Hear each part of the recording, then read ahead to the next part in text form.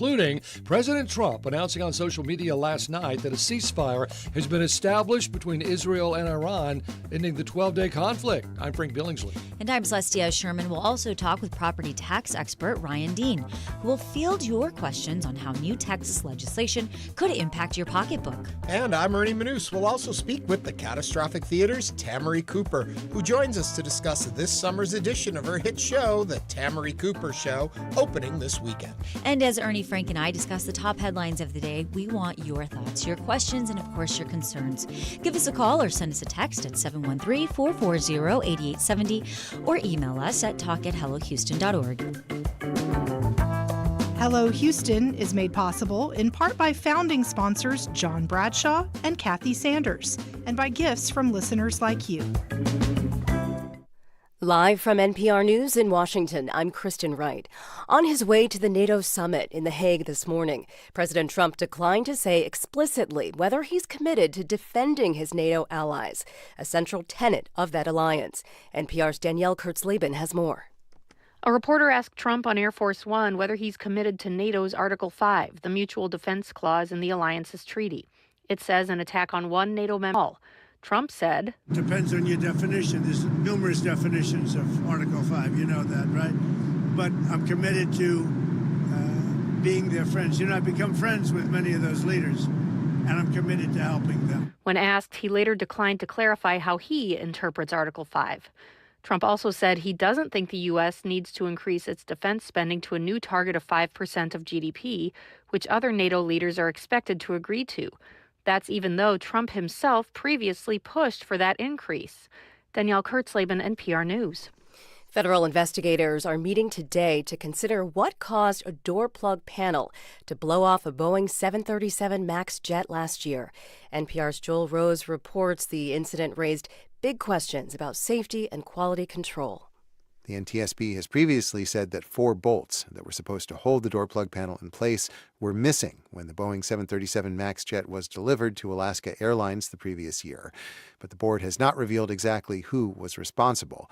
The board members are expected to vote on the probable cause of the incident. Boeing has since replaced its CEO and top managers of its 737 MAX line and has only recently returned to the production rate that it was planning before the door plug blowout.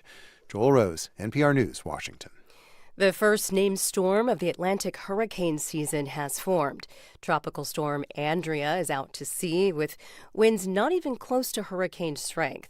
Andrea is forecasted to weaken tonight and fall apart by tomorrow night. The heat wave bearing down on the southeast, midwest, and northeast will last through the week. It'll feel like 111 degrees in Raleigh, North Carolina today, and around 100 in New York City. People in some parts of the city are being asked to conserve energy. Robert Friedrich runs a co-op in Queens which lost power. We have a lot of seniors here who were just really sweating. They were upstairs. It was really very uncomfortable. It was really very dangerous. Severe storms are also possible in the Northeast, the Great Lakes, and Plains. Today is New York's Democratic mayoral primary. 11 candidates are in the race. Former Governor Andrew Cuomo and Democratic Socialist State Assemblyman Zohran Mamdani are frontrunners. You're listening to NPR News in Washington. Live from News 88.7 in Houston, I'm Tom Perumian. State Senator Joan Huffman of Houston has announced she's running for the Republican nomination for Texas Attorney General. Huffman is a former Harris County prosecutor and former elected state district court judge. She becomes the second candidate from Greater Houston to enter the race to succeed Attorney General Ken Paxton, following State Senator Mays Middleton of Galveston. Paxton himself is running for the Republican nomination for the U.S. Senate against incumbent Senator John Cornyn. The 90-Plus study takes a deep look at those who are 90 years old and above. More than 1,600 participants in this long-running study undergo several tests to help researchers understand more about this age range. It's all in an effort to find out what contributes to longevity, allowing people to live 90 years and beyond. The study was spearheaded by Dr. Claudia Kawas, a retired professor from UC Irvine. Speaking on Hello Houston earlier Monday, she says exercise is a contributing factor to good health. 15 minutes a day was associated with longer life. 30 minutes was better. 45 minutes was the best. And fortunately for couch potatoes, anything above 45 minutes didn't seem to add too much. Key findings include over 40% of people aged 90 and older do suffer from dementia, and almost 80% are disabled. In sports, the Astros open up a midweek homestand against the Philadelphia Phillies tonight at Daikin Park. First pitch is at 7:10. Houston maintains a 4.5-game lead in the AL West, and the Astros have the same win-loss record as the New York Yankees, who are atop the AL East. Checking weather, mostly sunny today with a high of 90, 60% chance of showers late this afternoon. Right now, partly cloudy, 85 degrees on the UH campus. I'm Tom Perumian, News 88.7. Support for NPR comes from NPR stations. Other contributors include Charles Schwab, offering investors choices like full-service wealth management, advice, investing, and trading on Thinkorswim. Learn more at schwab.com. And from the Doris Duke Foundation.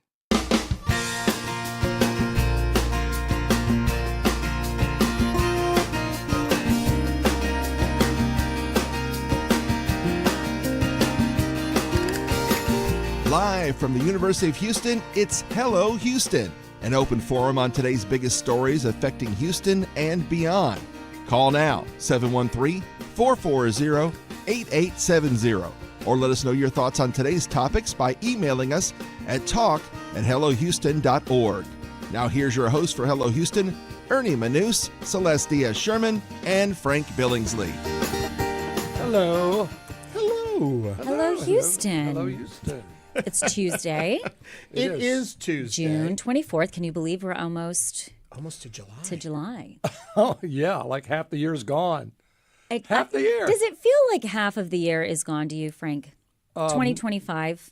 We're midway It's gone pretty there. quick. Yeah. Yeah. Well, we all got this started, and that's been exciting. And so, I would say half the year's gone. It's time. In July, we get close to our New Year's resolution check-ins. What? But I'm gonna jump ahead of that and say I've been very good. One of mine was to go to Aldi less. And you're going to Aldi quite less. an obsession of mine, Yes. I would always be like, oh, look what I just found. Look what I just found. Look what I Yes. just found. So it was my New Year's resolution to cut back on going and doing that. Mm-hmm. And I've been very good. Good job, Ernie. I'm very proud of myself. But maybe I'll go today. But, life feels a little heavy these days. I feel like, with everything that's happening around the world and with things. And so today I decided to wear yellow. And you can watch us on YouTube and see what we're wearing today. Remember, if you should wander over to YouTube, make sure you subscribe, like, and ring that bell. You'll be updated. And I always like to talk about the chats that go on the YouTube channel. Are fabulous. Yeah, lots going on there. So if you want to get more engaged and you don't necessarily feel like picking up the phone and calling us, which you can do at 713-440-8870, you can just chat there. We monitor that too. Now, guess what? What? First tropical storm of the season. Wow. Yay! It's way out in the Atlantic. It's not going to Okay. bother anyone but shipping interests and maybe fish. But Andrea formed. So it's the first, And I mentioned yesterday, Andrea was the name, the A name, that replaced Allison, which was a big bad storm in 2001. But I didn't mention that Allison was the name that replaced Alicia from 1983. Oh.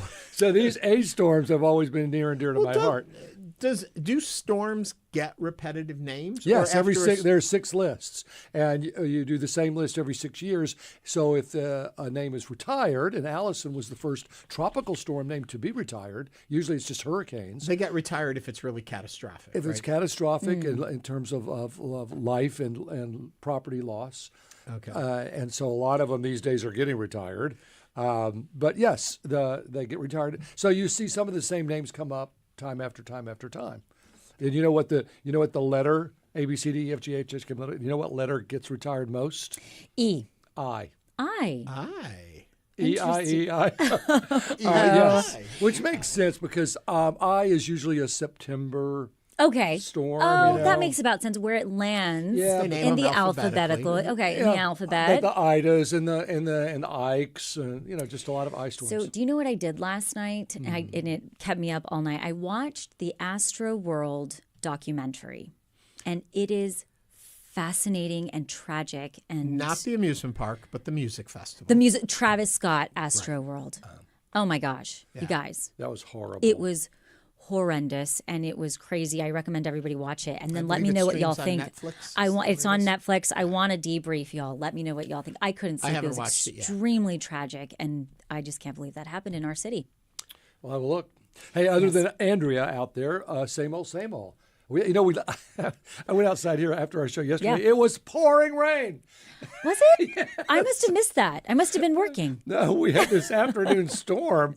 Your office doesn't have a window. Excuse me. My office doesn't have a window. Do you hear that? I have the smallest office. I want y'all to know that. I want to go back and misquote Putting it out there. something Frank said. I'm misquoting it because I never say it right. But boy, he loves those afternoon showers. They make him so Except happy. when they affect me. But they Boy, affect how my quickly garden he well. changes. Yes. You know, it does affect me that I'm very excited for. It is time for another Tamarie Cooper show. They happen every summer here in Houston. They're like a sign that it is the summertime, and Tamarie's going to be here to share with us what's going to happen. Y'all were on joined this at the year's. hip somewhere along life. You know what? She just has a great energy. Speaking of energy, So in do people. you. I don't know who she is. Well, you're about to find out. I She's can't coming on the wait. show a little I later can't today. wait. I'm very excited about Last this. thing, then we can get into the real stuff of the day. You took a picture of us in I here did. a little bit ago to post on social media. Yes. And when we looked at the picture, there's often people who talk about little orbs in pictures, like, oh, there's a ghost in the picture because there's little dust particles in it or whatever it The is. Sixth Sense. Well, you took a picture today, and it looks like my spirit is leaving your my body. I'm being beamed up. I would love for us to put it on social media, and any of the folks out there who look at these things can tell us what's happening to me. Yes, it is. I'll pull it up. But we took a photo and I took a selfie like this, and literally there's this light. Maybe it's, we say it's your soul, Ernie. Maybe it's your guardian angel. Maybe it's your my energy aura. It's flow. your Well, energy. somebody It's who your looks aura. at these kind of things, you tell us what it is. We're We'll gonna stick post it. over Frank, on what do our you think? I think Instagram. it's your guardian angel going on strike. Probably. gosh. HelloHouston.show on Instagram is where it is. I Here it have is. no idea who's going to put it up for us, but someone will I'll put put it it up. up. Put I'll it put up. it up. All right. But Okay, will that is definitely. very weird. yeah, it is. What It is is. happening Should to I me? show it to the camera? Yeah, show it to the Oh, camera. show it See to if the we can YouTube pick it up. Yeah, well, It's like Is a it grabbing? Is it picking it up? tower of light coming out of the top of my head. A There light you go. It's coming on up. YouTube. Go take a look. Check it out on Anyway, YouTube. Celeste, It's there. on to more important things of the day than whether or not my soul has left my body is what's going on in the news, and it is There's a lot. disturbing. It is disturbing. So this morning, President Trump lashed out at Israel and Iran for launching attacks after he had announced a ceasefire. President Trump last night had announced on social media that a ceasefire has been established, ending the 12-day conflict between Israel and Iran. Despite the ceasefire agreement, Israel intensified its strikes on Iran just before the ceasefire was set to take effect. This is what the president had to say to Israel and Iran for possible violations of this ceasefire. I'm not happy with Israel. You know, when I say, okay, now you have 12 hours, you don't go out in the first hour and just drop everything you have on them. So I'm not happy with them. I'm not happy with Iran either. But I'm really unhappy if Israel's going out this morning because of one rocket that didn't land, that was shot, perhaps by mistake, that didn't land. I'm not happy about that. You know what? We basically have two countries that have been fighting so long and so hard that they don't know what the they're doing. Do you understand that? So what are your thoughts on this ceasefire? We just heard President Trump's thoughts on it earlier this morning. He was speaking to reporters right outside of the White House, and how the president is handling the situation. Now is the time for you to call in and join us right here on Hello Houston at 713-440-8870. Diplomacy is difficult. And I think that our president, even though he has been president for a first term, is getting a lesson in it's not as easy as you think. They are going to follow, like he has done in a lot of his business life, follow the exact letter of the law. Maybe it's not always right, but hey, if it says this, I'm going to do this. If it says for 6 hours, until you have to engage in the ceasefire because there was a delayed beginning, do what you want during the 6 hours. Middle East has been tough for a long time. But to hear the president drop the F-bomb this morning. Did that surprise you? It did. It caught me off guard. I mean, I could have seen him call them suckers and losers, but when he dropped the F-bomb, what that told me was he's worked up. He is not happy I with can this. appreciate the frustration. Yeah, absolutely. Absolutely. It's difficult. But it looks like it's going somewhere. I keep Googling it. Where are we? Are we in a ceasefire? Are we kind of in a ceasefire? Are we not in a ceasefire?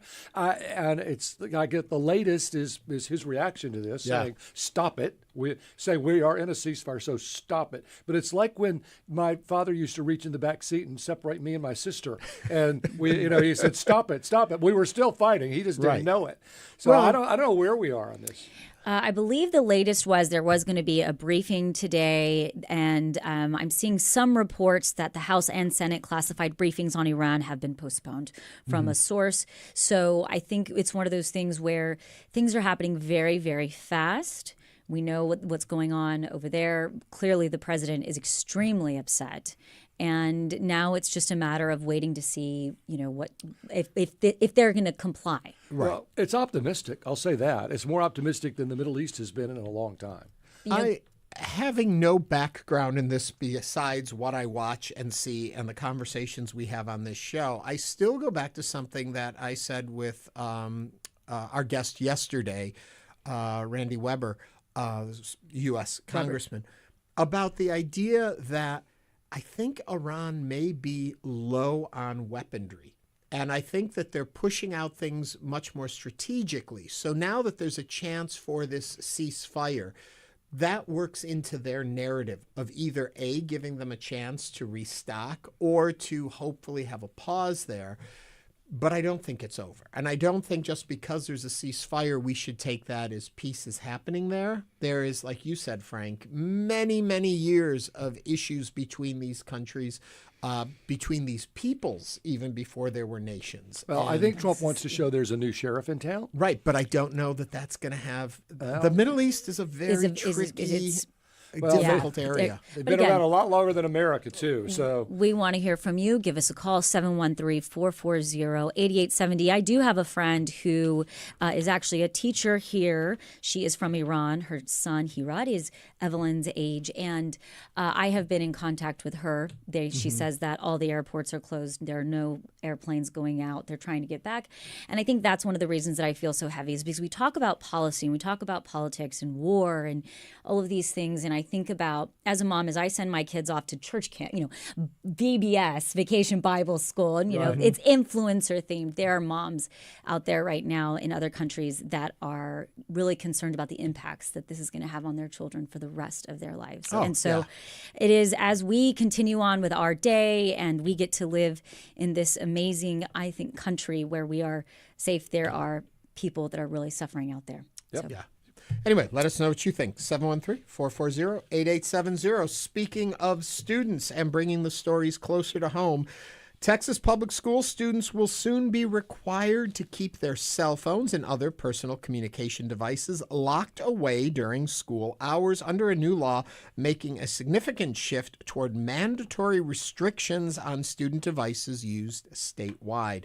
House Bill 1481 requires, this is interesting, all school districts and open enrollment charter schools to adopt policies prohibiting students from using personal communication devices while on school property during the school day.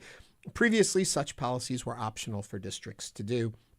The law gives schools two options for compliance. One is that they can completely ban devices from school property, or they can require students to store their devices in designated manner during school hours. Schools can confiscate devices and dispose of them after providing parents 90 days written notice. There's more to this that goes on, but I will jump to one ongoing concern about cell phone restrictions involves emergency communications. We all remember Uvalde in 2022, the school shooting there, where 19 students and 2 teachers were killed. The children trapped inside used their phones to call 911. So there is practical and reasonable reasons why we should have these communication devices in school, but it's also in some ways gotten out of hand. What are your thoughts on this ban? It includes not just cell phones and smartphones, but tablets, smartwatches, radios, paging devices, and other electronic communication devices. Frank looks right. I mean, It's already 713-440-8870. What do you think of this bill? What do you think? immediately Celeste? as a parent, I think my honest full disclosure reaction is good. Take it all away. Put it away. Put it in your backpack. There is no reason you should have a cell phone in the middle of a classroom of school. As somebody who was very involved in her kid's school, I see it all the time. There's no place. And the other thing is for those parents that are holding out, that are saying you're not getting a cell phone until you're in high school, or it makes it a lot easier because then their friends don't have the cell phone. But that, my children were in elementary, Uvalde. I will never forget that day. Mm-hmm. I do think about that. Well, it doesn't prevent teachers from having a cell phone. And Right. and they should be able to call 911 immediately. In fact, I'm surprised they don't have buttons under their desk that they can signal 911 immediately. And they might. It makes me think of when I was looking at cell phones for my mom while she still was using one, those senior cell phones that only had like 4 buttons on them. So you could call home, you could call for emergency service, you could call for fire, or you could call something Life else. alert. Kind of like a life, but they were cell phones with pre-programmed numbers.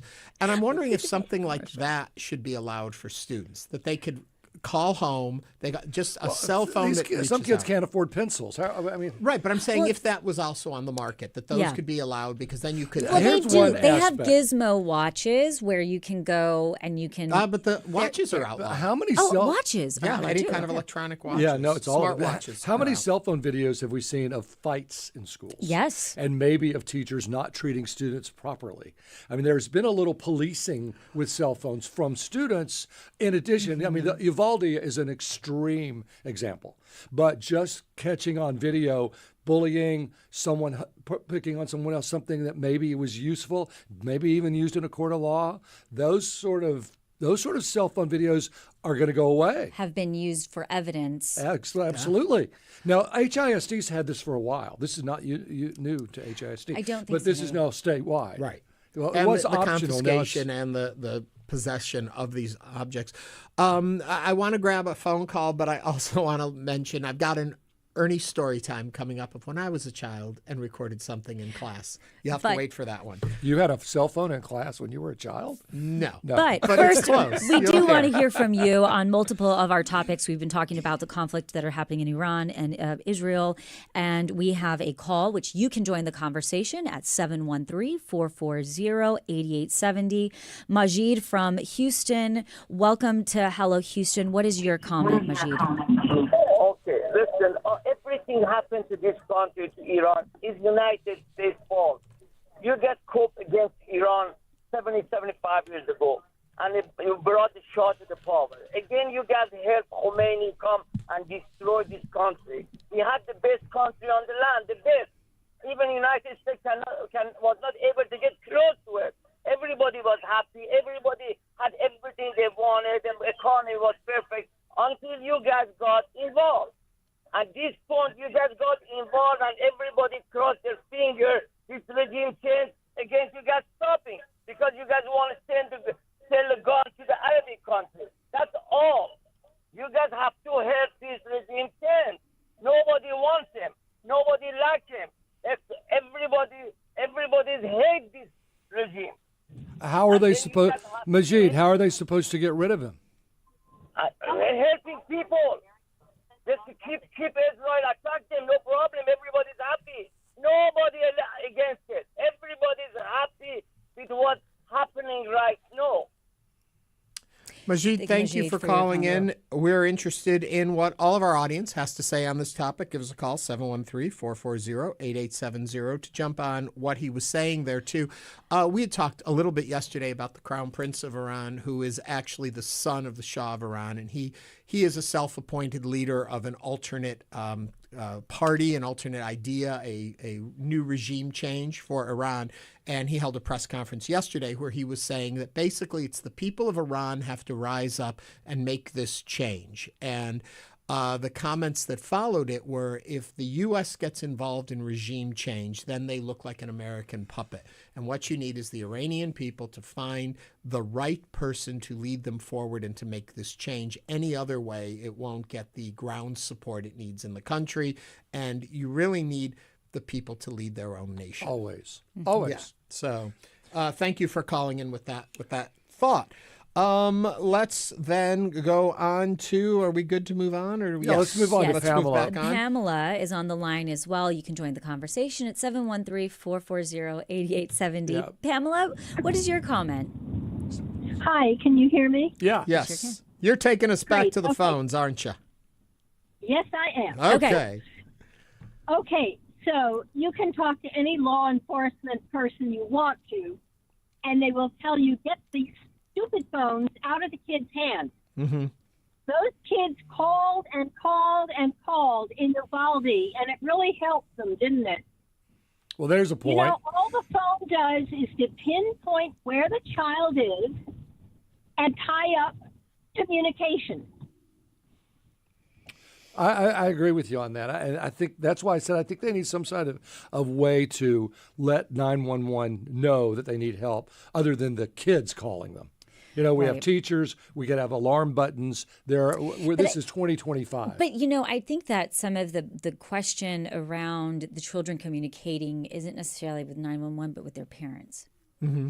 That's where I would like to be able to communicate with my daughter. But here's a very good point. Brian, are you there from Northwest Houston? I think you have an interesting point here.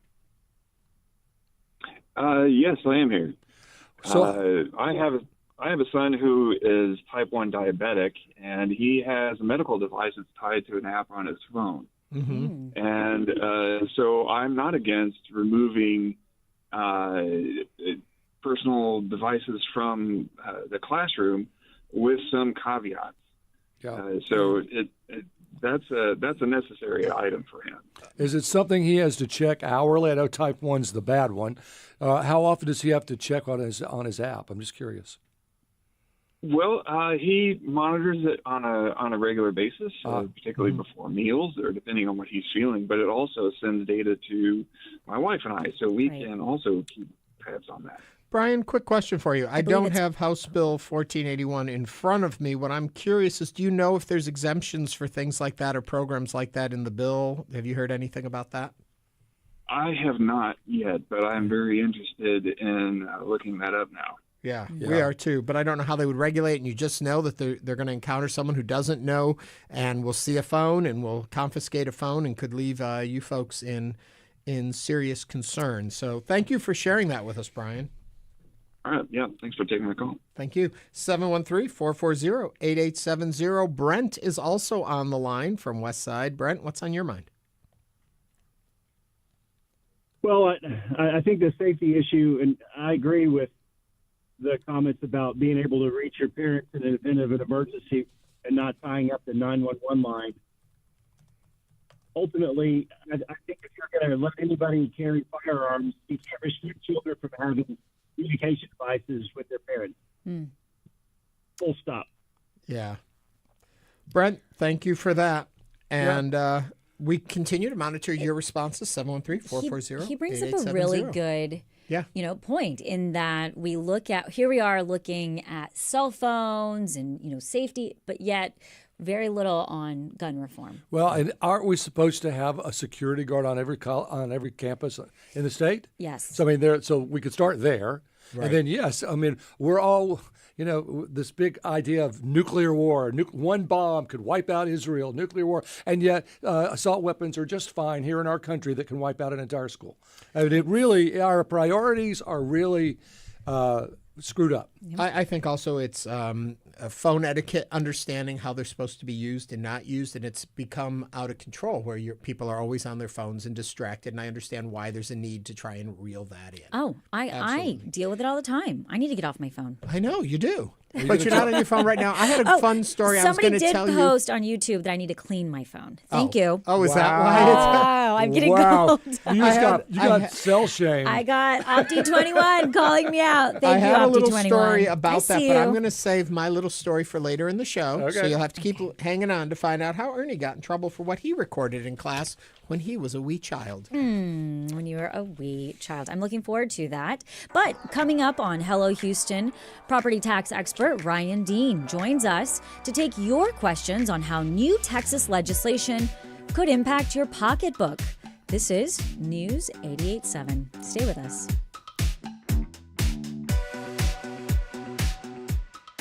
What you hear on this station, every report, every interview, every update, is only here because someone like you gave. 80% of Houston Public Media's funding comes from Houstonians like you. Our newsroom runs on support from you, our community. You have the right to know what's going on, and you have the power to make sure others do too. Join the community right now at houstonpublicmedia.org/donate or call 888-909-0887.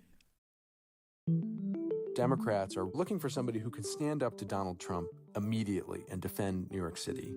But they're also looking for somebody who's tough on their own party because their own party has disappointed them, has failed them in many ways. I'm Michael Barbaro. That's Today on the Daily from the New York Times. You can listen to The Daily. It's coming up tonight at 7 on News 88.7. It's been 3 years since the Supreme Court overturned Roe v. Wade. Since then, doctors have become more supportive of self-managed abortion with pills. Now the healthcare profession is saying, wait, does that person really need to come in to do that ultrasound? Lo and behold, there's all this evidence already out there that no, they don't. That story on All Things Considered from NPR News. Listen this afternoon starting at 3 o'clock. Houston Public Media is a service of the University of Houston and is supported with your gifts to the Houston Public Media Foundation. More information available online at houstonpublicmedia.org/donate. Support comes from Moody Mansion, the restored 28,000 square foot mansion on Galveston's Broadway. Furnished with original items and decor from the early 1900s. Open daily for tours. More at moodymansion.org. And now back to Hello Houston. To comment on any of today's topics, call 713-440-8870 or email us at talk@hellohouston.org.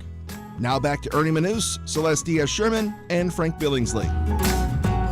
Property taxes in Texas have long been a hot topic, and this year is no exception.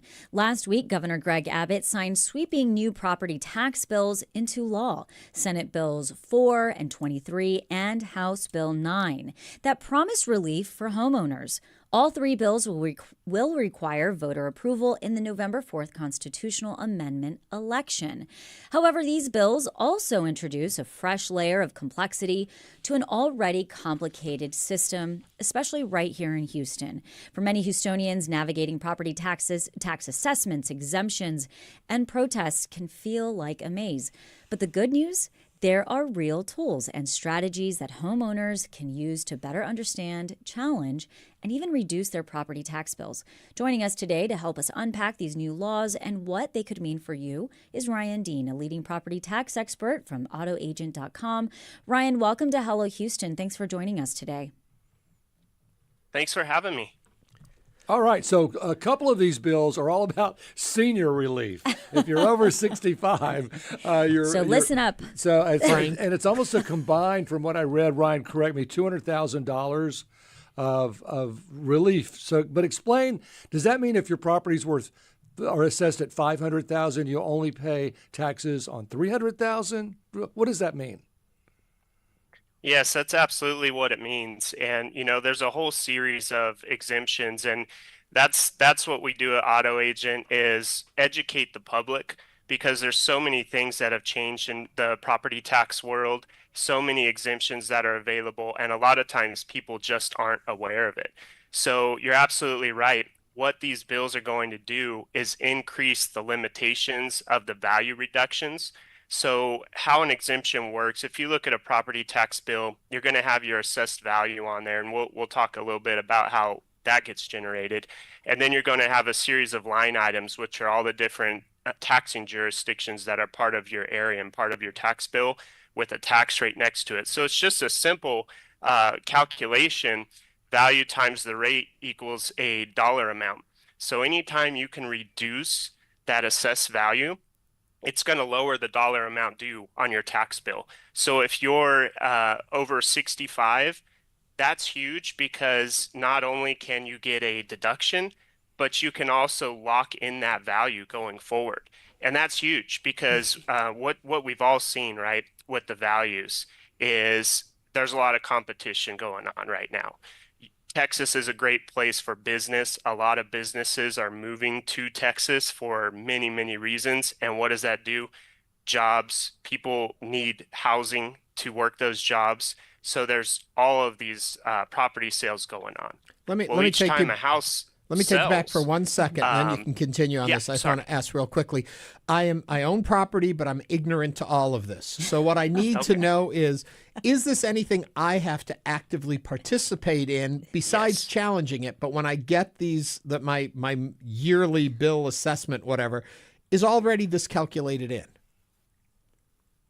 No. So if you qualify for an exemption, that is not going to be an automatic process.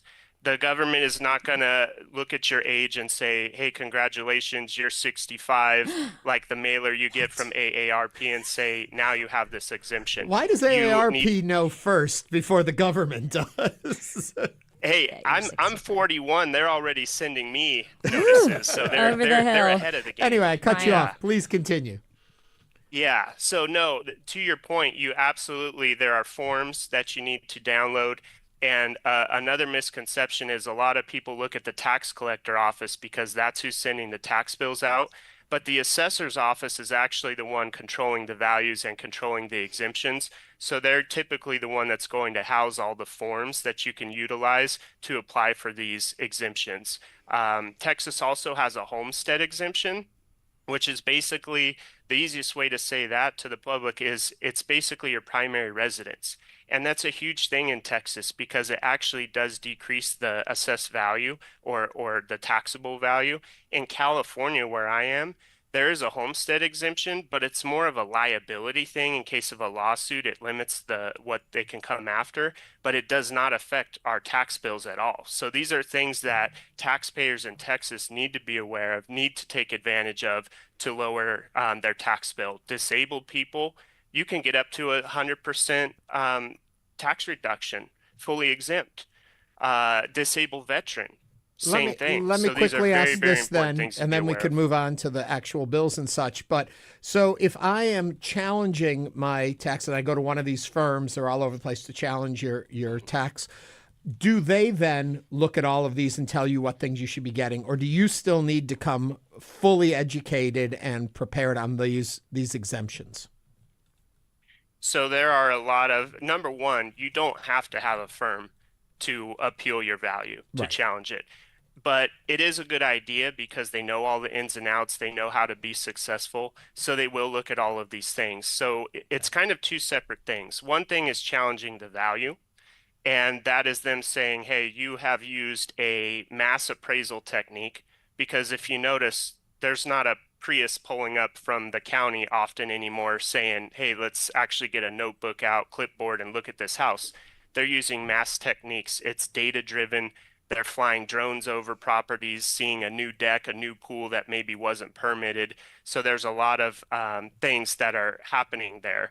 And, that value might not be accurate. They don't know what's inside your house if they never visited it. They didn't get up close to it to see that there's issues with the stucco or the roof. So you can challenge that. The thing I always caution people is there are cases where people have gone and challenged the value and actually ended up with a higher value once they actually dug in deep Yeah. and looked at the Oops. home and the property. Those So Google be very, Maps. very careful there. Yeah. You're listening to Hello Houston. We are speaking with Ryan Dean, a leading property tax expert. You can join the conversation with your questions for Ryan at 713-440-8870. So, Ryan, isn't it helpful, at least speaking of drones, for you to do your own research in that regard and say, look, my fence is 20 years old, it needs replacing. My pool is cracked, it needs work. My roof is old, it needs replacing. And go to the tax office and say, yeah, the house across the street's in great shape and it just got built and it's worth $1 million.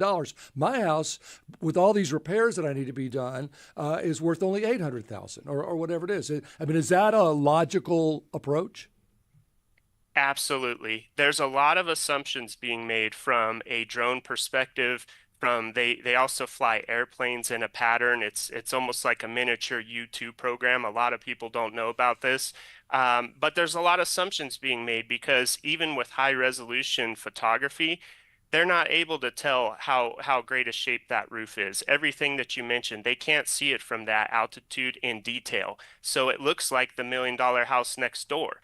But once you actually get there on site, another thing that you can do as part of your appeal is you can have appraisal done yourself, and you can bring that evidence where they've actually walked around the home, they've actually entered the home. Because let's face it, you can drive down a street and there may be a home that doesn't look amazing on the outside, but they may have spent $300,000 decking out the inside. Now, that's not a house that you want to do an appeal on because they probably are looking at the outside. You don't want to let them come in and see all your marble floors and everything like that.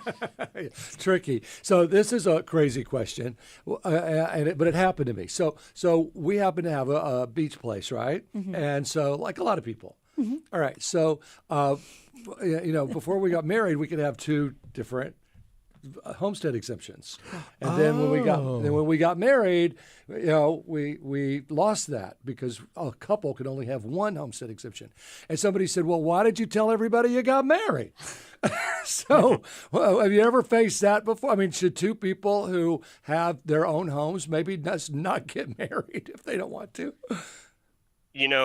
We do see that from time to time, and that happens in a lot of different ways, actually. I remember being pretty shocked and upset that I went to a wedding and, a lot of money on gifts and everything like that. And then later found out through this whole insurance situation that my brother was involved in as their agent. They were not actually married. The whole thing was a sham. And so we see that a lot. If it's beneficial via taxes or some other assistance, something that they're getting, we see that where they are married, quote unquote, but not actually documented. It does happen. Yeah, I had an older couple that they got divorced so they could get higher Social Security. I know. They're still together. Wow. The captain and Tennille.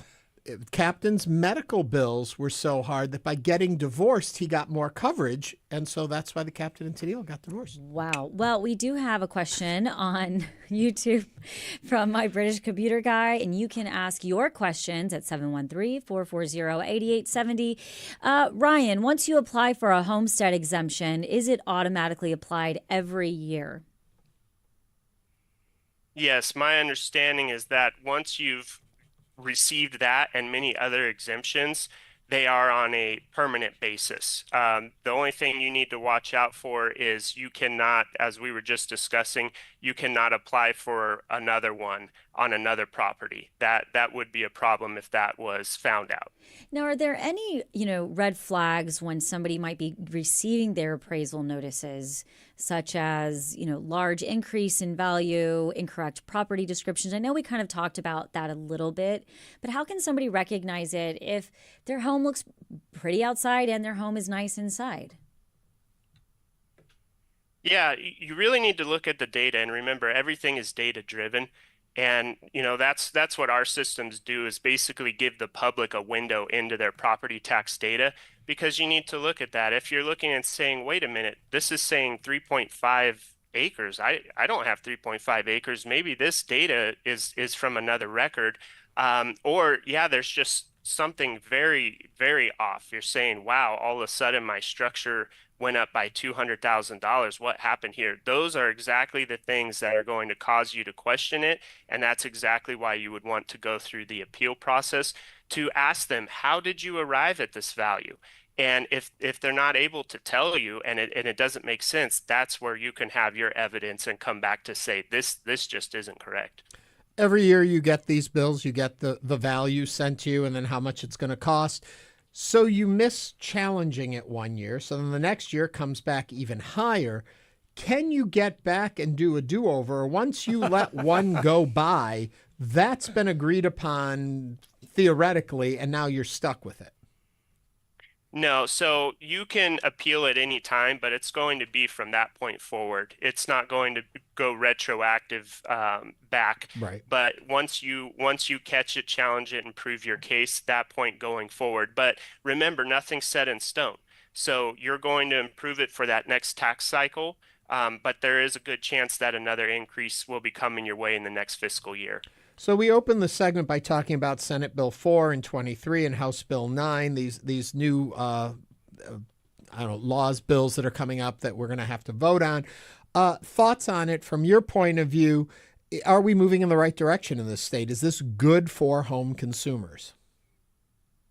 Well, so a lot of things led up to these, and the values going up and up. A lot of people are having a difficult time paying those bills, and these Senate bills, they are aiming to reduce the tax dollar liability for the homeowner and also for businesses.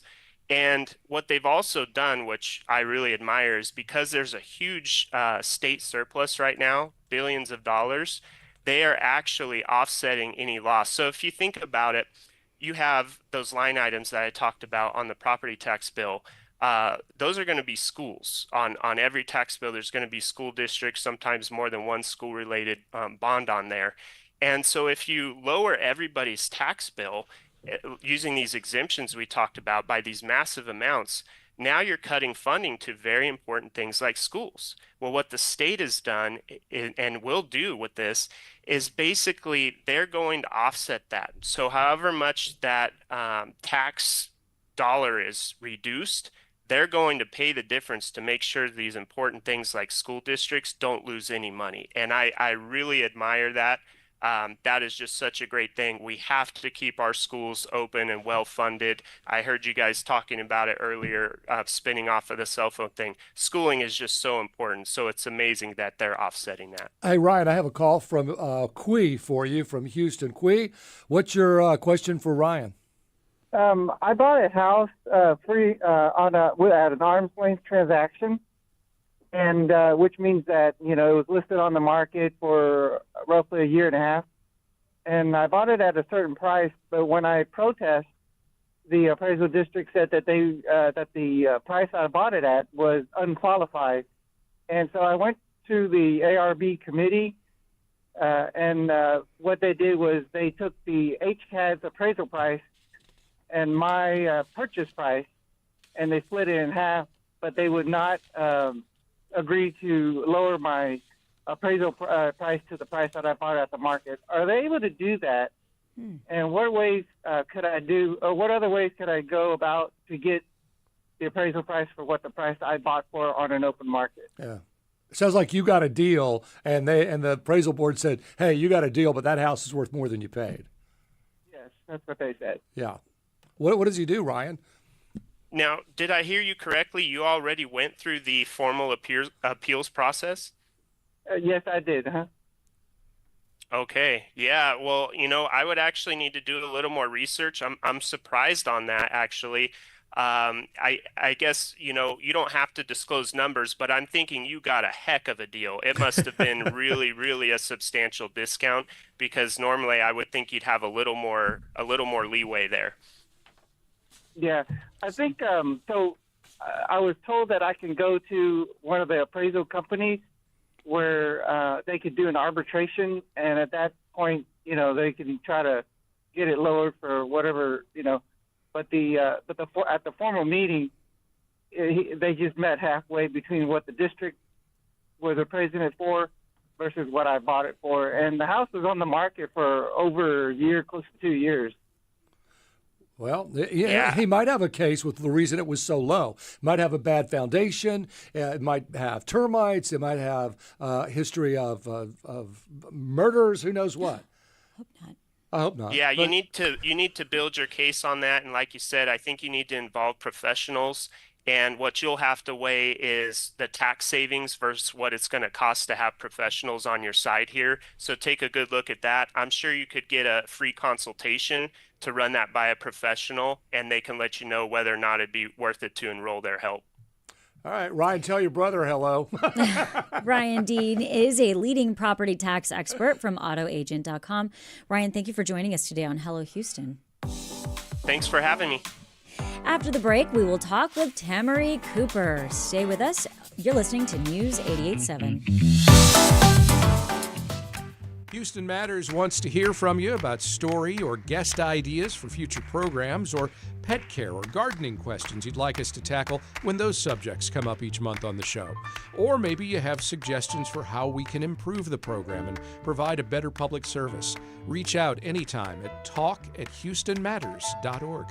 I'm Craig Cohen. Join us for the next Houston Matters, weekday mornings at 9 here on News 88.7. Did you know 80% of our funding comes from listeners like you, right here in Houston? That's why your support is so important. When you give to Houston Public Media, you're investing in trusted news and educational programming that millions depend on daily. Every dollar you give makes a difference, ensuring this public service stays strong for everyone in our community. Help us support this mission. Give today at houstonpublicmedia.org or call 888-909-0887. On the next Fresh Air, we'll discuss the regime of Iran's Supreme Leader Ayatollah Ali Khamenei, the history of Iran's nuclear weapons program, and the possible outcomes in the region following the U.S.'s bombing of Iran's facilities. Our guest will be Kareem Sajidpour, a policy analyst at the Carnegie Endowment for International Peace. I hope you can join us. You can hear it Tuesday night at 8 p.m. Support comes from electricityplans.com, helping Houstonians find electricity plans based on home energy usage with tools to compare rates. Enrollment details and more at electricityplans.com. Support comes from Signify Business Cash by Wells Fargo. With this business credit card, cardholders can earn rewards on business purchases with no caps or categories to track. Learn more at wellsfargo.com/signify. Terms apply.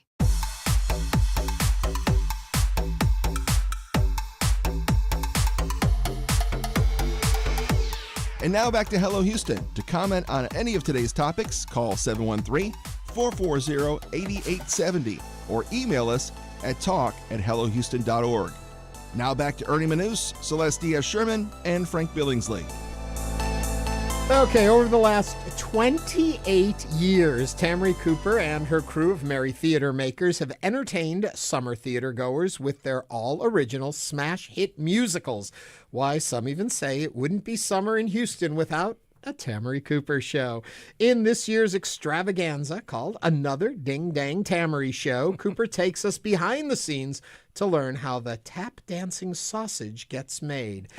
To tell us more, in studio live, one of our very first guests on the show was on our very first show. Tamarie Cooper is back with us, along with her onstage partner in crime, Kyle Sturdivant. Hello to both of you guys. Hello. Okay. Hello. Thursday night, you put on the show for a special preview audience, and then Friday, you're back into it, and you're running 6 weeks or something? Yes, it's 6 weeks this time through August 2nd. So you're in the crunch hour. Thank you for taking time to come on. How ready are you? We are going to be ready, and currently we are delirious. Deliriously it is happy?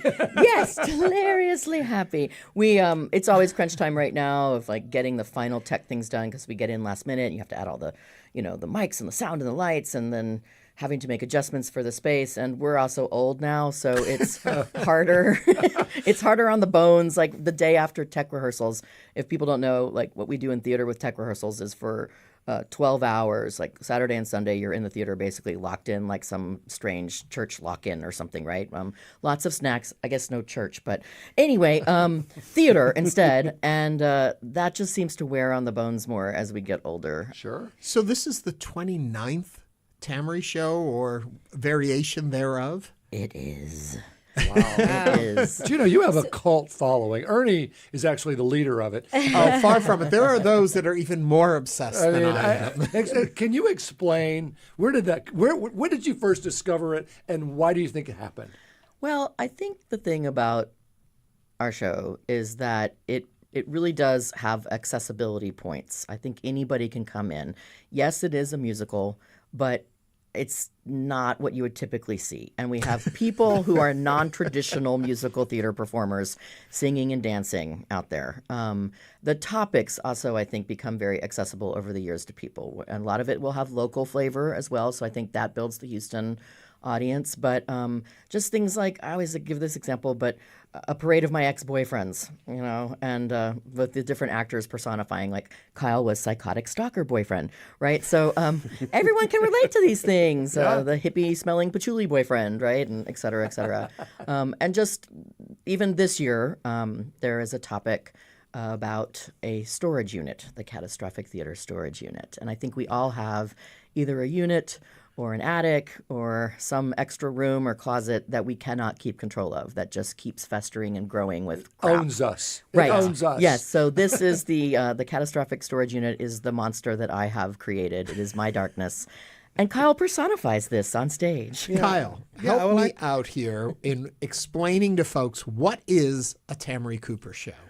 We didn't even hit that. We jumped right in, assuming everyone knows. Well, I think part of the reason for the success is Tamarie Cooper, because she has no inability to hide anything about her life.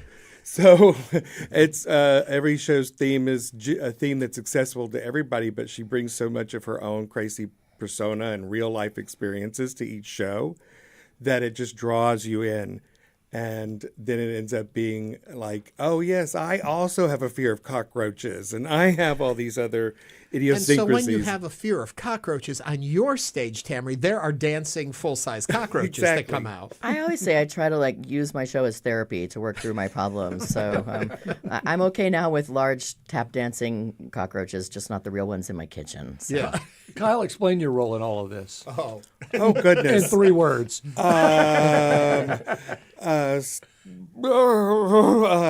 am, friend, comedic support. I play so many roles in this particular show and all the shows that my strength is getting these weird characters that she assigns to me and then being able to make it over the top. There's no subtle in what I do. It is all wink, wink, nudge, nudge. We're here to have a good time while I'm making fun of this stuff. And it's the best time I've ever had when I do theaters doing these shows. He is my muse. He is my muse. He's my consigliere. He's all those things, and my assistant director through all of this too. So, for folks that are wondering the topics covered, even you'll get into. Whataburger had a good feature presentation last year in the show. We do try to come up with the theme for the following year's show by the end of the current one that we're doing, and so they do. The topics have ranged from love to America, to last year was Texas. So I got to do a whole send up to Texas. And this year is more a look at the creative process and just why we keep doing these Ding-Dang Tamarie shows. And the blockages you can experience in trying to make a show. And so 29 years, how do you come up with new ideas? How do you keep it fresh? Oh, it gets easier, I'm sure, I was going to say, year. As somebody who's not really big into theater, I do love the theater, but why would I want to go to your show? Well, because I think it is exactly what you're talking about. It's not typical theater. Yeah. We have people that get dragged along, right, with their wives or partners to the show. And they're, oh, great, I have to go see some musical. And then they come up to me afterward and they're like, I was really dreading coming to the, out to see something, but this was hilarious. This was fun. I could actually really enjoy myself.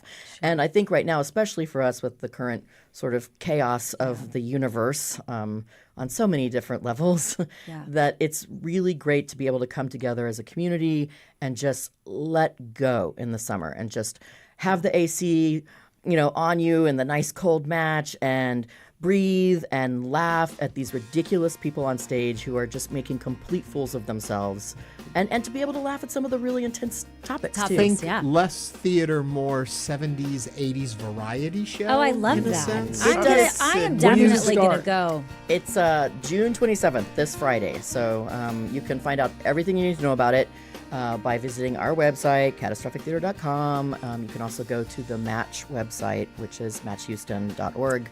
And there is all the information at your fingertips. Tamarie Cooper and her on-stage partner in crime, Kyle Sturdivant. Thank you both for joining us today on Hello Houston. And be sure to check out another Ding-Dang Tamarie Show that's running at the Match. And coming up on Hello Houston, we'll continue diving into today's top stories of the day. Stay with us for the second hour of Hello Houston. Stay tuned. There's more Hello Houston on the way with Ernie Manous, Celeste Diaz-Sherman, and Frank Billingsley. For the latest in local news, subscribe to the Hello Houston daily newsletter at houstonpublicmedia.org. Hello Houston is a production of Houston Public Media. The opinions expressed by the guests of this program are solely their own and do not represent the views of management, staff, or underwriters of Houston Public Media. This is News 88.7. For the afternoon, looks like a chance of thunder showers, about a 50% chance of rain. It's 89. This is your NPR station, KUHF Houston, News 88.7, a service of the University of Houston. Just ahead on this hour of Hello Houston, we continue diving into today's top stories, including Lieutenant Governor Dan Patrick going after Governor Greg Abbott on Monday for vetoing his top legislative priority, a ban on all THC products. I'm Ernie Manous. And I'm Celeste Diaz-Sherman. We'll also break down Houston's road rage problem with UTHealth psychiatrist Bobby Nix. And I'm Frank Billingsley. Plus, we'll also speak with co-founders of Peared, a Houston-based youth-led nonprofit, reimagining how local communities connect with volunteer opportunities. And we want to hear from you, so give us a call or text us at 713-440-8870 or email us at talk@hellohouston.org. You can also watch us on our YouTube channel. Just go to hellohouston.org and click the orange banner. Hello Houston is made possible in part by founding sponsors John Bradshaw and Kathy Sanders, and by gifts from listeners like you. Live from NPR News in Washington, I'm Kristen Wright. President Trump is due to arrive at the NATO summit in The Hague soon. Alliance members are set to commit to boosting defense spending as Russia's war in Ukraine and conflicts in the Middle East persist. Israel says it carried out a limited strike in Iran today. That was after President Trump publicly warned Israel not to retaliate for Iranian missile fire. That occurred after a ceasefire had taken effect. Iran denied that missile fire took place. NPR's Daniel Estrin reports from Tel Aviv. Hours into the ceasefire, President Trump issued a remarkable and rare public rebuke of Israel, calling on Israeli pilots to go home and not to bomb Iran. He told reporters he was not happy with Israel. Prime Minister Benjamin Netanyahu's office issued a timeline of events, saying Iran fired missiles at Israel after the ceasefire went into effect, causing no casualties or damage, and that in response, Israeli warplanes bombed an Iranian radar installation near Tehran. It said Trump and Netanyahu spoke and Israel held back from additional strikes. Despite Israel's limited strike, Trump wrote online that Israel would not attack Iran and that its planes would head home, and said the Israel-Iran ceasefire is in effect. Daniel Estrin, NPR News, Tel Aviv. The U.S. Supreme Court says the Trump administration can continue to deport migrants to countries that are not their home nations. NPR's Tovia Smith reports the ruling overturns a lower court's decision. The court did not explain its reasoning, but dissenting justices did, calling the order inexcusable. Attorney Anwin Hughes, who represented immigrants being sent to South Sudan, says thousands others may now have no chance to challenge deportations to countries where they risk torture, for example. This administration, don't really show mature judgment or concern for human life. And so we're extremely concerned that this pattern can have devastating consequences. Trump administration officials say, quote, activist judges are putting Americans at risk by blocking deportations of violent criminals. The Department of Homeland Security calls the order a victory, posting, "Fire up the deportation planes." Tovia Smith, NPR News, Boston. Federal Reserve Chairman Jerome Powell is on Capitol Hill talking about interest rates this afternoon. He says the central bank will continue to wait and see whether to cut its key rate. The Federal Reserve remains squarely focused on achieving our dual mandate goals of maximum employment and stable prices for the benefit of the American people. Despite elevated uncertainty, the economy is in a solid position. The unemployment rate remains low, and the labor market is at or near maximum employment. Powell says the Fed needs to learn more before adjusting rates. His position is at odds with President Trump's urging to reduce borrowing costs now. This is NPR News from Washington.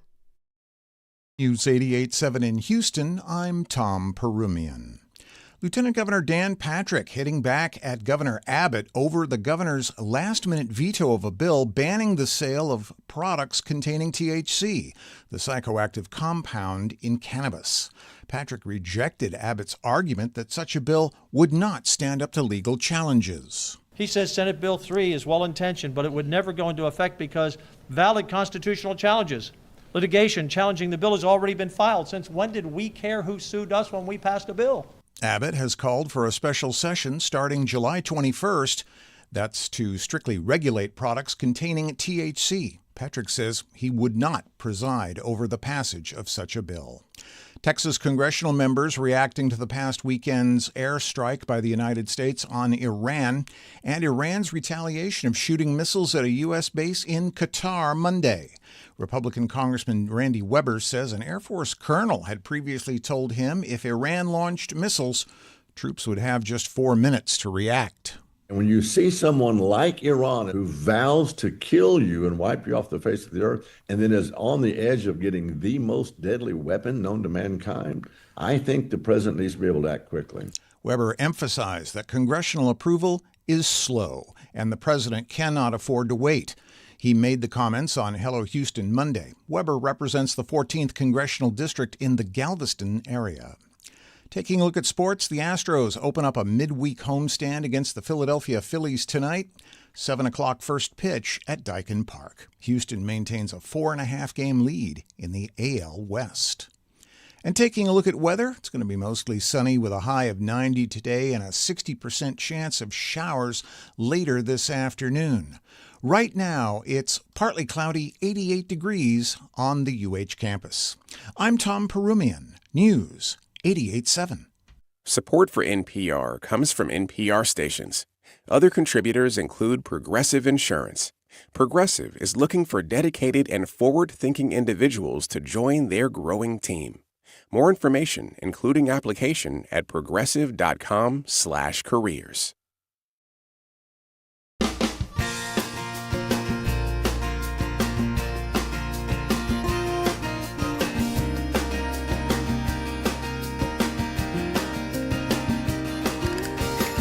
Live from Houston Public Media and News 88.7, it's Hello Houston, an open forum on today's biggest stories affecting Houston and beyond.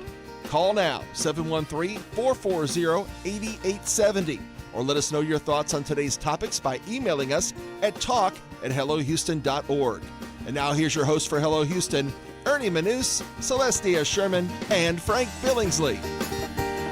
Hello there. Okay. Welcome back to Hello Houston. Hour 2, well underway, or at least begun. Ernie. Celeste. You promised us a story. I did promise you. Okay, so we were talking about cell phones and recording in classrooms and things that are captured with these devices. So going way back in time, before we had, as Frank pointed out, you had a cell phone in school? There's no way. No way. Thank you, Celeste, for jumping on that. I had a payphone in high school. Yeah, he got a quarter. Make a call. I had a little cassette recorder with the micro cassettes in it because, I had to record things. I was going to be a journalist. I had to record it. I had it in class, and we had a teacher, and she lost it on us and just went off, and I recorded it. And her just yelling at us and berating us. And back in those days, you didn't capture that kind of stuff. Well, I got caught in the lunchroom at lunchtime playing the tape back for the other students to hear how the teacher lost it on us. And she heard about it, dragged me into her classroom, and then berated me again for recording her berating. Did she take away? Yeah, did she take it away? I was very upset. Did you show her the Constitution of the United States? Not at that age, no. And I was a bit of a crier, so I'm sure I was crying. Miss, I won't say her name. But there is She something. can't possibly still be alive. Well, yeah, probably. There is something, though, about taking the video aspect out. I want to hone in on just the recording of a sound. I like to record my kids sometimes, like when they were little babies, just their voice, like little voice memos. So sweet. I want to go back to something Frank just said. She couldn't possibly still be alive. I think it's the funniest thing in the world. When you're now high school, I'm talking, but like you're in junior high or high school and you have a teacher there and you think they're so much older than you. Oh my and gosh. then years later, you realize they were 6 years older than you and that just is gotten true. out of school or 8 years older. It's really confusing in your little head. But It's confusing unless you're in high school. And so I went to a private Catholic school down in South Texas. And so we used to get teachers from Notre Dame that were in this program, like a Teach for America type of program. Oh, so they were really young. They were like in their 20s, about to graduate. And oh my gosh, they were so cute. And there is, it is. Oh, Lord, They that's were- a whole oh my other subject. goodness. It We is would- conceivable somebody 20 or 30 years older than me would still be alive. Just pointing out, Frank. Oh, man. Anyway, that was my story. That's a good story. That was It a didn't good really one, go Ernie. anywhere. It's just that the fact I can't even imagine in today's day and age for teachers who may lose it. It's a great way to keep them in check because you never know who's recording. Back in my day, nobody would have had a recording device. I actually think it is tough. Nowadays, anybody could be recorded at any moment, and you just hope that you don't get caught off being recorded. You're a bad moment. Right. Have a great birthday, but just remember, people have cell phones. Right. Yes. Well, how much do you think about it, Frank? You are probably of the three of us by far the most recognizable figure out there. Do you ever worry when you're out in public if someone's going to catch a moment? Oh, I've or had a couple. record I remember someone caught me. I was, I think I was holding my cell phone before it was all Bluetooth.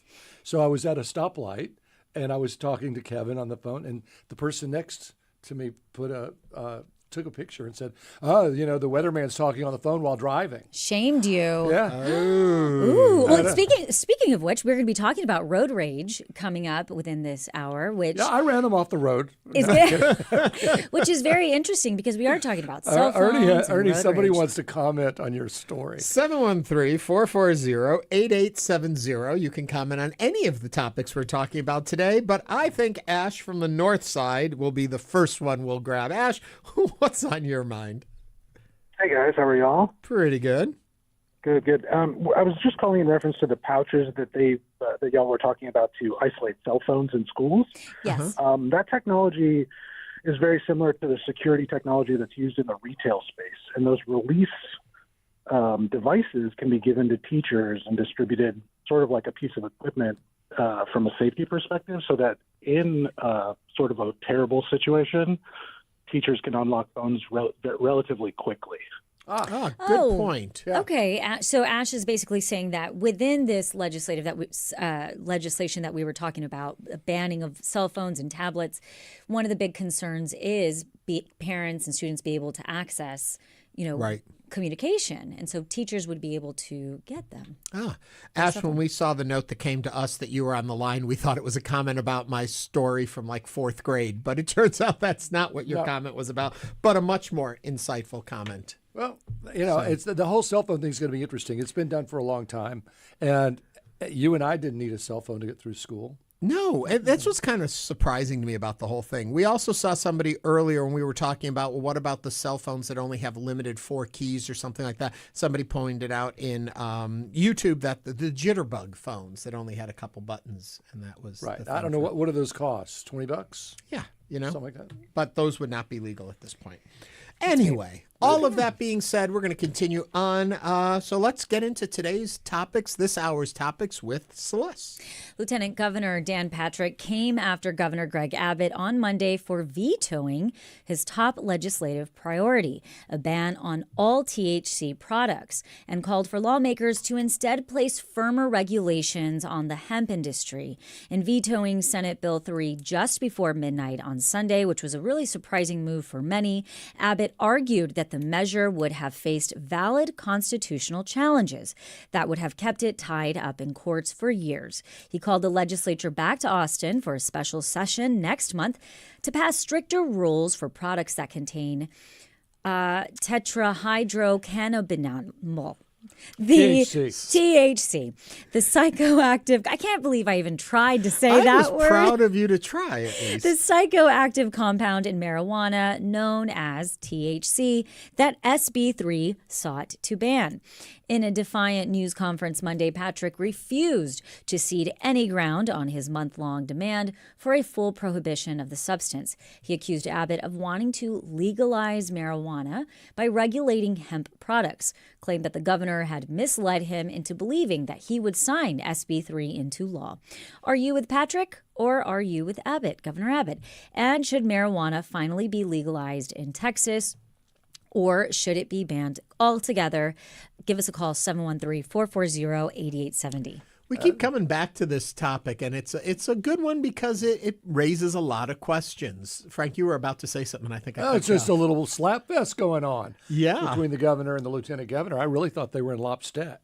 Well, they've had a lot of tensions between them. What I think is most fascinating about this story is Patrick claiming that the governor had misled him into believing he would support it and then turned at the last minute. But moments like that, I wonder what is the influence that he felt. A lot of the outrage was from industry that is making a good profit in the state with the legalization of some of these forms of THC. $1 billion industry. Yeah, and so jobs and all of it. Yeah, and that was the whole reason why it was first legalized. And so maybe there was some of that pressure about the tax monies and all of that. I think it helps people. I think hemp and these products can help people. I don't think it dominoes into a drug problem. I also think that there's a way to regulate such types of substances and things and put different laws and protections around it in regards to amounts and who can prescribe it. There are ways to regulate it. Mm-hmm. And the impacts that it has from the benefits from the economics of it, the employment of it, what we're seeing, to broad stroke it, to just say it's completely out, is just really not practical. It's not realistic. Well, it also falls into you outlaw it. It doesn't mean it's going anywhere. It's still going to be coming into your homes. It'll drive it underground. Right. And so then what happens? You know, if you can't regulate it, is it worse? Do you think marijuana should be legal like it is in Colorado? I would have said yes. Of late, and I only say this because I don't know the latest medical finding on it. I feel like somewhere I have read that it's more severe than we had thought. We thought of it as very mild, but there may be more implications. So I don't really want to say anything until I know more. So at this point, it seems harmless-ish. Yeah. So no worse than alcohol. But I may be wrong. But alcohol is pretty bad. Right. I mean, but what it does to your body. Think alcohol is absolutely fine, you know. And we want to hear from you. Give us a call, 713-440-8870. We do have a call on the line, Daniel from OST, on this topic. Hi, Daniel. Hello there. Hey, what's up? Hi there. I think I don't have a radio on, but I think it should be outright legalized. I sent a letter a message to the governor prior. I don't know why we would take the state in a different direction than it seems the rest of the country's going. I believe there's a proportion of the people in this state that think it should be legalized for recreational use, and I just don't see why we would go against that. Now, I do see, the folks that, make a living off these minor cases and things might want to continue to do that. It's probably beneficial to, some folks in the state to see it be criminalized, again, any amount at all, because then, we're going to, it just should be legalized out now. That's the end of that. Yeah. Thank you very much for that, Daniel. 713-440-8870. Let's also grab Matt's opinion on this. Matt's calling us from Texas City, and then we'll chat about what both of them had to say. Matt, what's on your mind? So I definitely feel like they should be able to come to some type of regulation, with like an age limit of 21, just like tobacco and alcohol. The hemp has been legalized since like the 2018 Farm Bill, so it's been 7+ years now. So there's no reason why they need to just ban it altogether. I mean, there's already multiple states that have legalized actual marijuana. So to say that we can't even legalize the hemp is kind of crazy. I mean, I'm on the opinion they should go ahead and just legalize marijuana altogether. Mm-hmm. But to completely ban it is just really wasting tax money that could be coming into the state. Thank you for that, Matt. It's a good point. Joe's on the line from South Houston. Joe, what's up? Yeah, so I was wanting to comment as a marijuana user and who has purchased items in legal states and states where it is more regulated, that I really do believe that Texas does need to have some kind of regulation. That whenever you go into a shop here in the Houston area and you buy something, you never really know what you're going to get.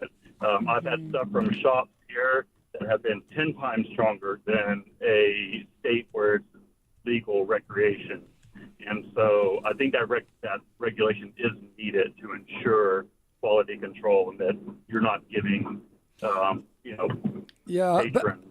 do you remember, Matt, do you remember there used to be marijuana that was laced with what they called angel dust? Do you remember that? Well, I mean, never done that. But No, I've never done that either. No, but Joe, I mean, I don't isn't think- that one of the concerns, that you might get marijuana from an underground source and you don't really know if it's safe or not? Right, and I think that's what the caller is saying, that he thinks that it should be regulated. Yeah, I think so too. I mean, it's highly regulated in Colorado. Yeah. Joe, thank you for that. 713-440-8870.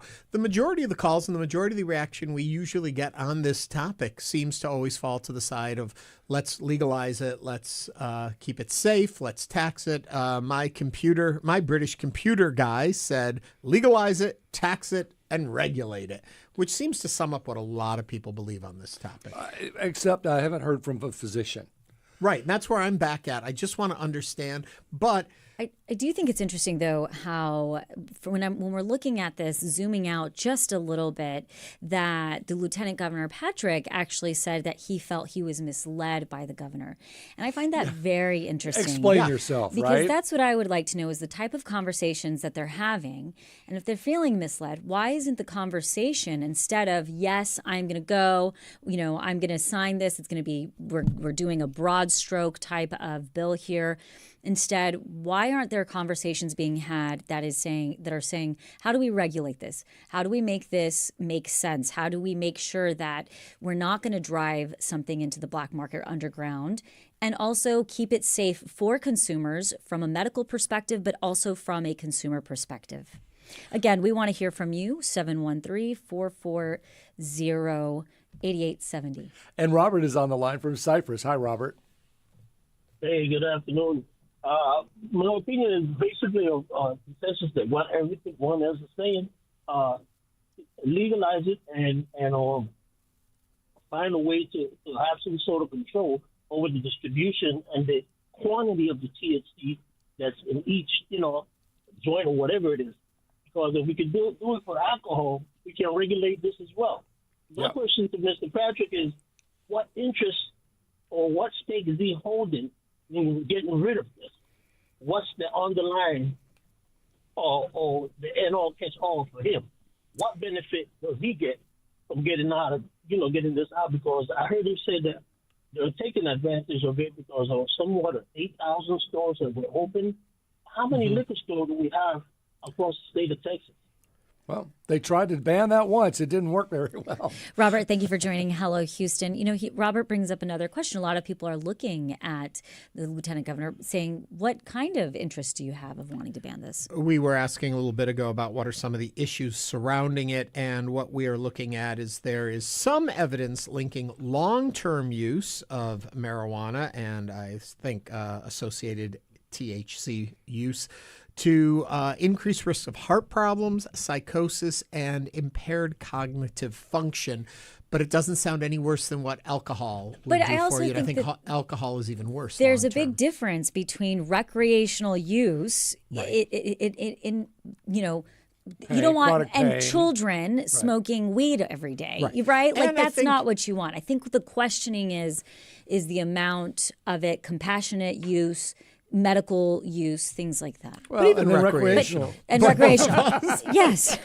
But the thing is, I think a good point, and this was brought up by one of our YouTubers who said, I'm a little concerned about how some THC products are packaged to look like normal foods. It seems like a real risk for accidental ingestion, especially with kids. And I think that's pretty much where the governor is now, too. It's like we need to regulate it and put guardrails on it, but not to outright exclude it. And we did get a text on this that I think is very interesting. This person says, if it's not something we want our kids on, then why would we want grown adults on it, with the exception of medical purposes? Marijuana use can impact brain development and function, particularly in adolescence, potentially leading to issues with memory, learning, attention. This is something that you were talking about. And it's been linked to mental health problems. So, I think that there are people, this is an interesting topic. Little bit of pushback on that would be, well, we don't want our kids drinking alcohol either, but we seem to think it's okay for adults. There are certain things that once you are a developed human being and fully grown, that you make decisions about. Right. And you can understand the risks you're taking. Well, and there are enough states that have had legal marijuana now for a number of years, not going on 2 decades, that you should be able to look at those groups of people and say, oh my gosh, this has really ruined Colorado. Well, or not. It's interesting you bring up Colorado because, I've said this before. My sister lives in Colorado. When we visit, the drivers are very calm. We're going to be getting to that in just a little bit. Road rage? We've got a bunch of calls on the phone. We're going to try and work through them right now. We do have a ton of the calls. number is 713-440-8870. Callers, keep it tight, keep it short, keep it pithy, and we'll get through all of the calls. Let's start with Nelson from Cyprus. Yeah.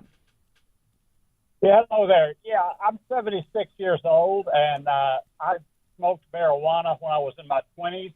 And I stopped smoking because I thought it was affecting my memory.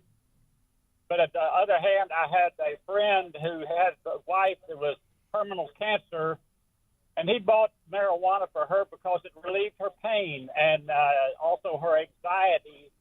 And so I thought that was something that she should be allowed to do.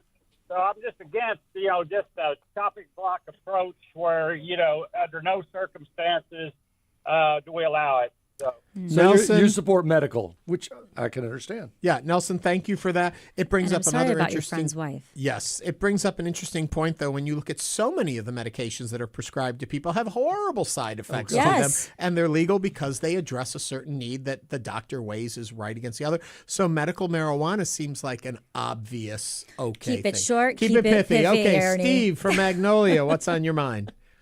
Hey, good afternoon, y'all. I was just curious. I think the previous caller had said, where is Dan Patrick's interest? What are his interests? And I've done a bit of research. It shows that he's received several $100,000s from Silver Eagle Distributors, which is, of course, an alcohol corporation. And I wonder to what degree pharmaceutical companies and the alcohol industry is scared or wary of lost profits that may be caused by a legalization of this. So you're suggesting that if people are smoking pot, they're not drinking beer.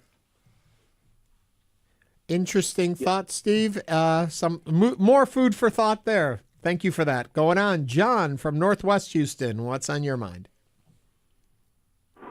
I'd like to say that we need to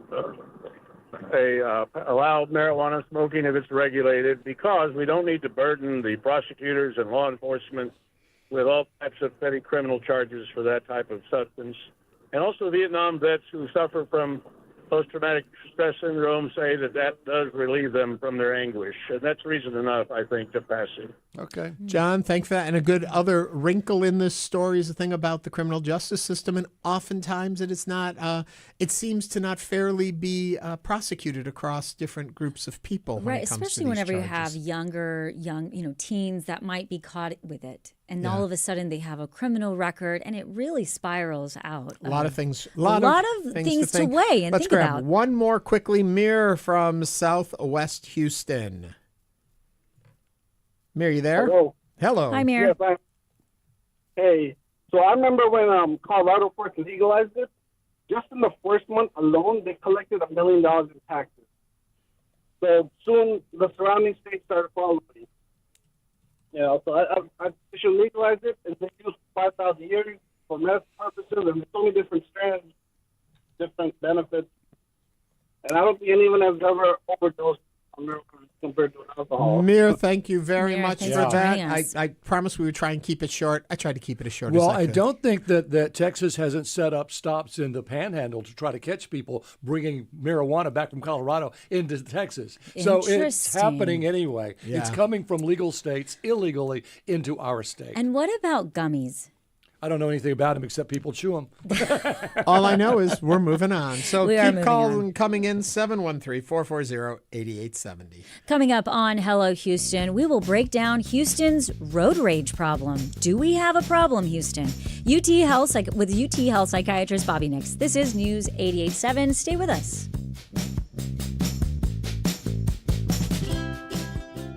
I'm Jeremy Hobson. Next time on The Middle. The U.S. military carried out massive precision strikes. President Trump surprised the world by striking Iran's nuclear facilities and bringing the U.S. into another war. Here's Democratic Senator Mark Kelly. When there's a clear threat to U.S. citizens, the commander-in-chief has a right to act. That wasn't the case here. So what do you think? We're taking your calls next time on The Middle. You can hear it Thursday night at 8 p.m. Support comes from Scan Health Plan, a not-for-profit Medicare Advantage plan that has been dedicated to the health and independence of their members since 1977. More information at scanhealthplan.com. Support comes from GiveMeTheVIN.com. Purchasing vehicles online with the VIN or license plate and photos, or by bringing the vehicle to Houston area offices. Details at GiveMeTheVIN.com. Support for Houston Public Media comes from Miller Outdoor Theater, presenting Classic Albums Live, with a cut-for-cut performance of Fleetwood Mac's Rumors album, Saturday, June 28th. Open to the public. More at MillerOutdoorTheater.com. Support for Houston Public Media comes from attorney mediator Ron Bankston, providing in-person, video conferencing, and hybrid mediation and arbitration services. More information is available at ronbankston.com. Support comes from Moody Mansion, the restored 28,000 square foot mansion on Galveston's Broadway, furnished with original items and decor from the early 1900s. Open daily for tours. More at moodymansion.org.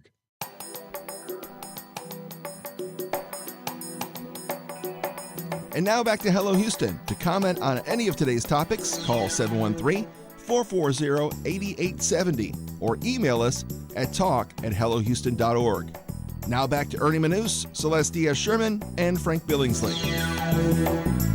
One of the things I like about every time we do bring up issues surrounding marijuana and THC is that it always gets a big audience reaction. And we are taking calls, taking texts. We get emails at talk@hellohouston.org. But also, as we mentioned, we follow YouTube and what's going on in the comments there. Quentin kind of wrapped it all up for us by saying it's hard to take the argument against legalized marijuana seriously when alcohol is a legal substance that is heavily abused and is a major source of domestic abuse cases as well as deadly car wrecks. I just wanted to get that point out there as well. Good point. Yeah. And speaking of cars, if you've driven on Houston's roads lately, you've probably felt it. The frustration, the impatience, maybe even the urge to honk or yell. Maybe just somebody flying by you in their car. Road rage is a growing issue in our city, and it's more than just aggressive driving. It's escalated into dangerous, even violent encounters. But what's really behind it? Today we're digging into the psychology of road rage, what causes it, how our mental health plays a role, and what we can do to keep calm behind the wheel. Because let's face it, Houston's traffic isn't going away anytime soon, but how we respond to it can make all the difference. Joining us is Dr. Bobby Nix, a psychiatrist with UTHealth Houston. He's here to help us understand the deeper triggers of road rage and how we can all drive a little safer and saner. Dr. Nix, welcome to Hello Houston. Thank you for having me. If you have an opinion, a thought on road rage, because no one ever calls about that, 713-440-8870. What I like about this topic is we all think, oh, road rage, because we're so angry about what's going on the road.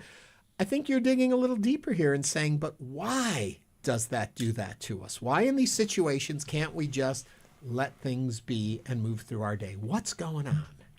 So there's a lot of different factors that come into play. So you have to look at the rager, the person who's getting upset. The rager. Wow. The person who's getting upset on the road. And you kind of have to think, what is causing that person to be upset? It could be lots of things. It could be anxiety, it could be depression, it could be PTSD, it could just be a bad day. It could be something that they're late for a very important appointment. You don't know.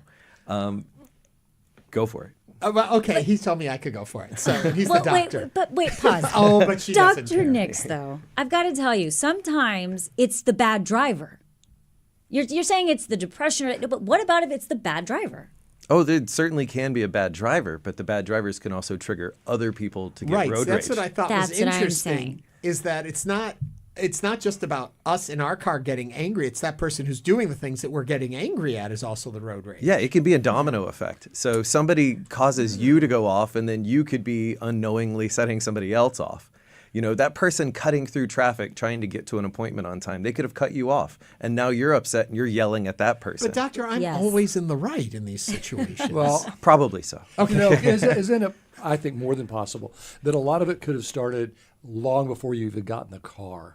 Oh, yes, certainly. You know, the dog peed the rug, the shower got cold on you, you can't find anything to wear, and now you've got to get to work and you're 5 minutes late. Yeah, it could just be a bad night's sleep that sets you off, It could too. be a bad night. So how do you, before you even go from garage to car and get on the road, how do you sort of do that little meditation, that moment of rebalance before you get in the car? And that's actually what I was going to say. It's recentering yourself. Stress breathing is really, really helpful tool. There's been a ton of research that shows that stress breathing is extremely helpful for people who have road rage. Who has time for this research? But what about, would you, tell me if I'm right or wrong in this, road rage doesn't always mean a bad driver.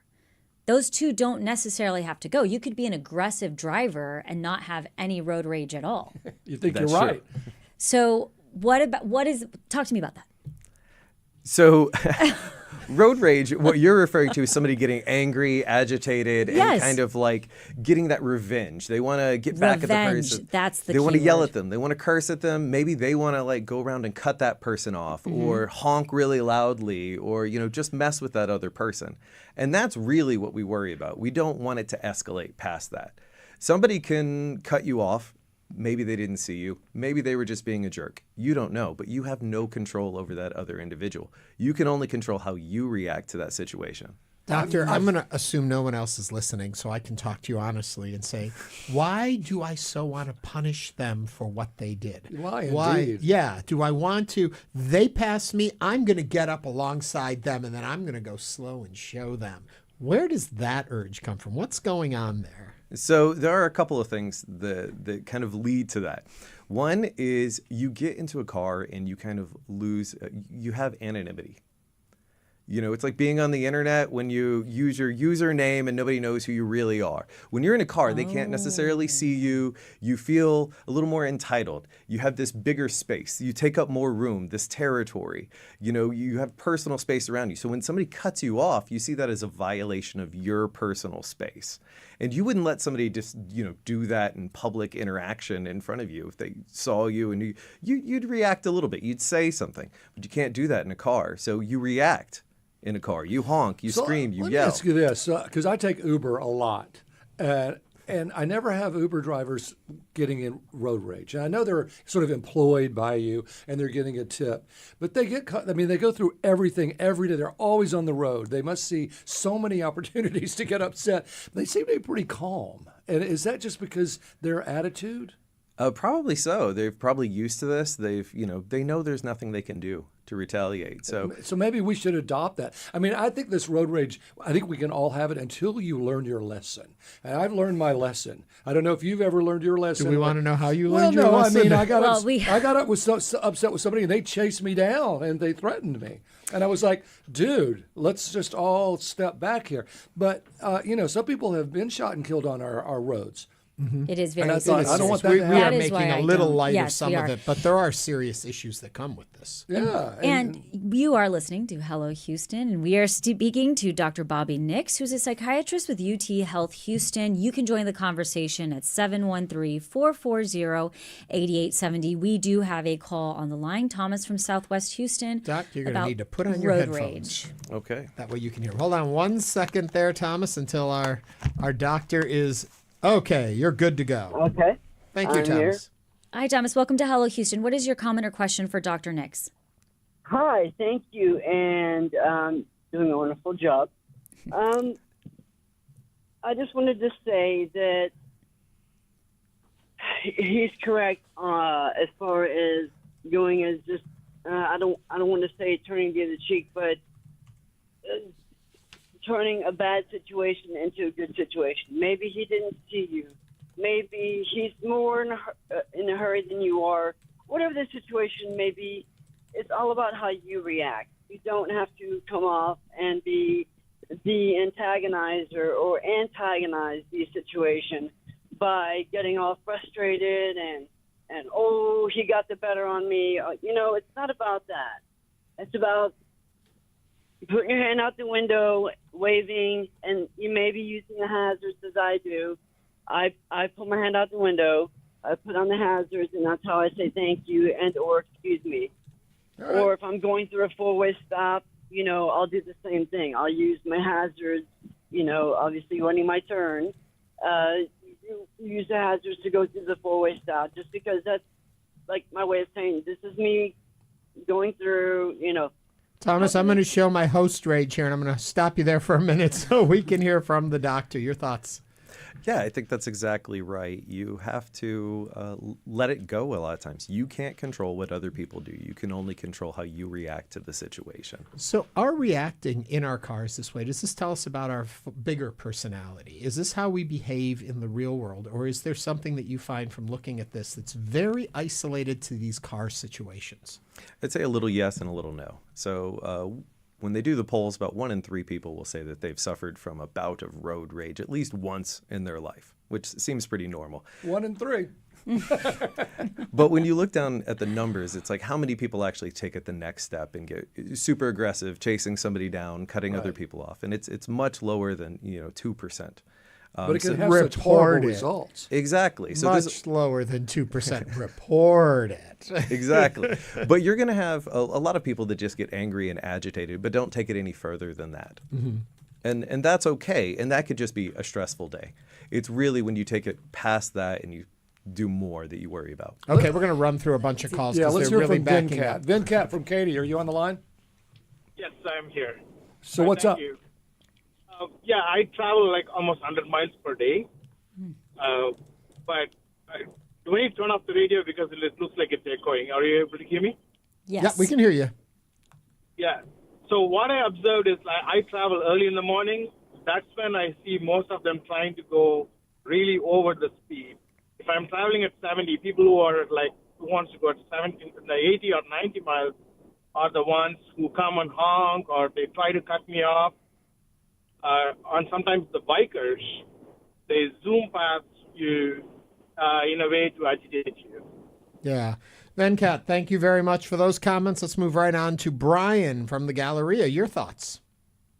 Yeah, I guess I'm in the other camp, man. I've been considered a rager from time to time. That guy that just said, hey, if you're in the left lane, you're going slow, get out of the way, bro. The left lane is for people that are speeding, the people that got to get somewhere. I think that the problem, I don't think a stressful day or depression or anything has to do with it. I think it's all cell phones. I think it's people that aren't paying attention to what they're doing, people that are just out there on the road driving out willy-nilly, not paying attention to what they're doing. And then the people that are paying attention, the people that are driving with a purpose, they got somewhere to go and something to do, they get angry because these people are just out there being nincompoops, for lack of a better word. Well, I have a better word, but I ain't going to say it on the radio. That's what my Thank you, Brian. The whole situation is. Brian is a self-confessed road rager. I'm with Brian on this one. You now. are. I'm curious, have you ever seen anything successful come from being raging, or should you just have taken a deep breath and been like, let people be people? Oh, Brian got quiet. So let's move on to Rose from the Energy Corridor. Rose, what's on your mind? Hi, yes. I was recently involved in a road rage incident. This guy on a motorcycle, he was weaving in and out of me in another car. I was on my way to my apartment complex, by the way. And so he got right in front of me, and then all of a sudden I noticed that he got right behind me. So I thought, this guy is following me to my apartment. And I didn't know what to do, so I started going to the apartment dumpsters.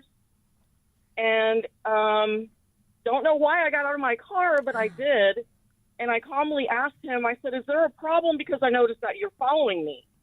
And he said, he was mumbling because he had it on his mask and something else, a gator. And he said, yeah, you almost hit me. And I said, did I hit you? And he said, no, but you almost did. And I said, but I didn't hit you. I said, okay. I said, are you okay? And I'm so sorry about that. I said, are you okay? And he said, he just shook his head. He kind of seemed in shock. Well, Rose, it sounds like you de-escalated the situation. What do you think, Dr. Nix? I told him, because I've always told my daughter, people just want to be seen, heard, and recognized. Mm-hmm. Thank you, Rose. Dr. Nix, what do you think about that, how she handled the situation? I think that's great. He had a perceived slight, and she kind of addressed it. I mean, I do not encourage anybody to get out of their car. And That's why I was just going to jump in. I was like, if you don't say it, I'm going to say it. You should have stayed in your car, Rose, where you're safe, but it's good that you de-escalated the situation. Yes. Yeah, always be careful because you don't know, especially in today's day and age, and we see so much violence that happens on the roads, and road rage, I guess, can often lead to violent interactions. What do you find? Yes, certainly. I mean, we see the stories all the time on the news. You don't know who has a gun, who's willing to take the next step and go any further. And then, there's just people that are willing to hit you with their cars and do all sorts of stuff. We see this all over the country. That's why I don't honk. Well, yeah. I don't honk either. I'm scared. I don't want to ignore the part about cell phones. There's so much cell phone use, and it is irritating. It is. And you see somebody swerving or almost hit you, and sure enough, they're on their cell phone. Or they're going really slow. Yeah, or they're going really slow. You're driving, they're going really slow, and you're like... Yeah, you can pretty much see that every day in Houston on your commute. Well, should we outlaw those cell phone use while driving? Because it doesn't seem to be very successful. It actually has been shown to be advantageous in the states that do that. Are they able to really regulate it, though? Yes, to a degree. So, I mean, Oregon's really big about that. And if they see you with a phone, they're pulling you over, you're getting a ticket. Yeah.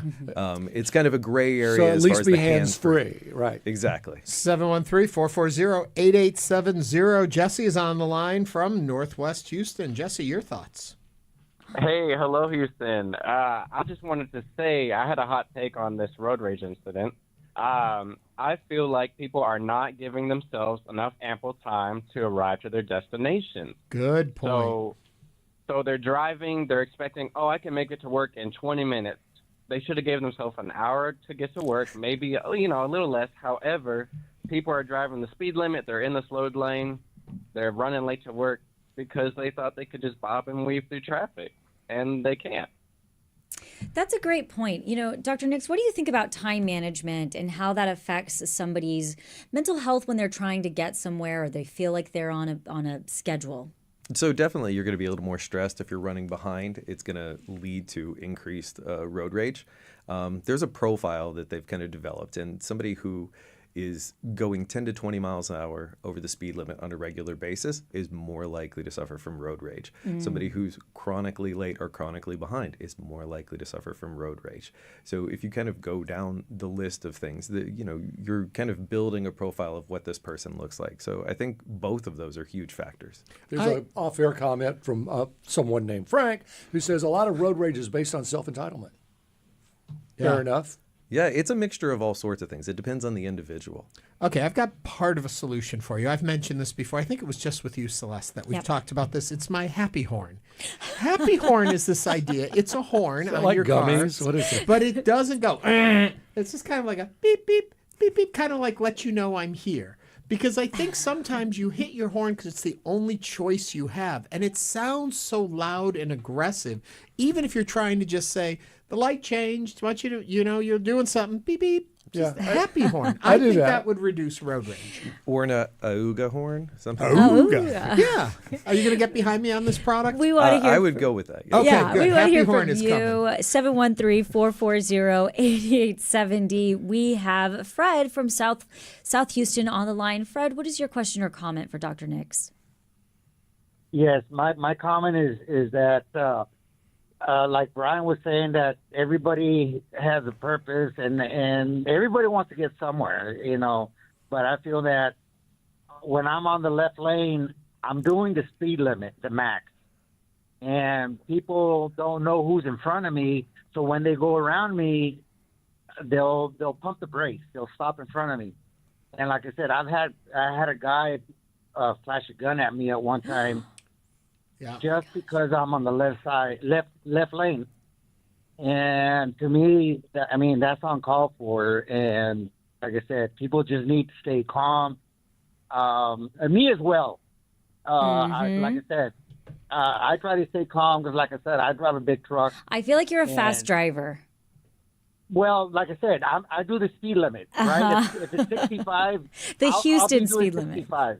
limit. Right. But what I'm saying is, I understand that people want to drive faster. Go ahead, drive around me. Do what you got to do. But I feel that they want to push you and move you over to the right lane. But like I said, there's no restrictions on the speed limit for that. I get it. Why rage at me when I'm not breaking the law? I'm not doing anything You're wrong. You're the one that wants to break the law. I'm following the rules. Doctor, as we wrap this up, your advice to all of our listeners right now, be they the ragers or the ragees, what do you say? I'd say probably the biggest take-home lesson is if you do find yourself in an incident, just take a break, take a few deep breaths, kind of calm down, recenter yourself. Just try not to let it escalate on your side. Just don't stop. Do what Dr. Nix would do. Yeah. That's right. Take a deep breath. Dr. Bobby Nix is a psychiatrist with UTHealth Houston. Dr. Nix, again, thanks for joining us today on Hello Houston. Thank you for having me. After the break, we'll talk with the founders of Peared. Stay with us.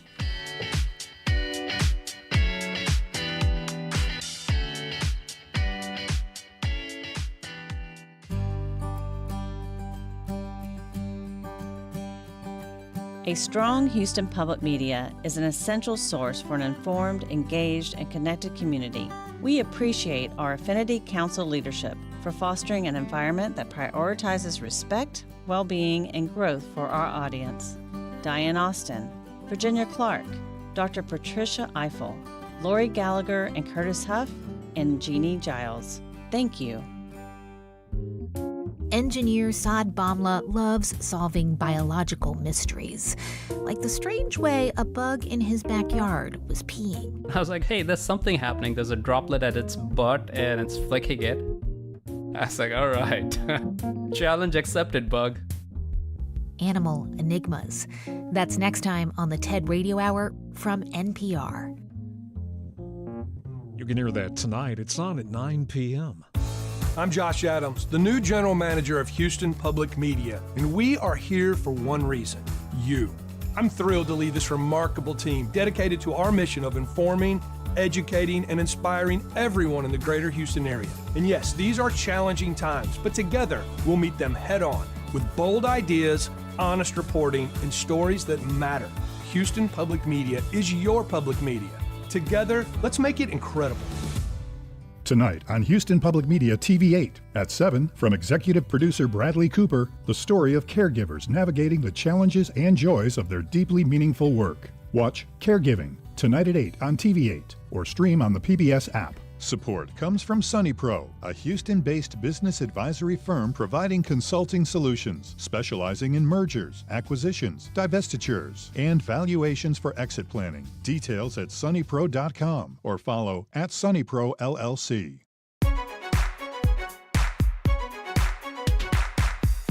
And now back to Hello Houston. To comment on any of today's topics, call 713-440-8870 or email us at talk@hellohouston.org. And now here's Ernie Manous, Celestia Sherman, and Frank Billingsley. All right, we're back, and we're going to talk about Peared, P-E-A-R-E-D. They even have the pear fruit as their symbol. Cute. But it's a clever play on words, Peared and Peared, because it's a youth-led nonprofit that's based here in Houston that helps pair local volunteers, especially students, with smaller nonprofits that often struggle to gain visibility in today's crowded digital landscape. So in just 6 months, Peared has partnered with 15 nonprofits, and they're expanding into new chapters across Texas with a mission to uplift grassroots organizations and increase youth civic engagement. So joining us now to tell us more about Peared are its co-founders, Gaathri Chakka and Anushka Polapally. Thank you for being here. How are you doing today? We're doing good. How are you? Good. All right. Tell us about Peared. I said it right? It's yes, Peared. you said it fair. Okay, right. So tell us about Peared and what exactly you are hoping here to accomplish. So basically what we're hoping to accomplish is give local nonprofits the opportunity to grow their audiences. And we recently hosted a community night where we invited 15 local nonprofits. And essentially the goal of that was to give these nonprofits the opportunity to meet with local volunteers and expand their audiences. So what's an example of the nonprofit? So an example is we invited this nonprofit called Connect and Comfort. And basically they are a youth-led nonprofit that gets money to give to cancer hospitals and increase funding for research. Now, can you elaborate on what youth-led nonprofit means?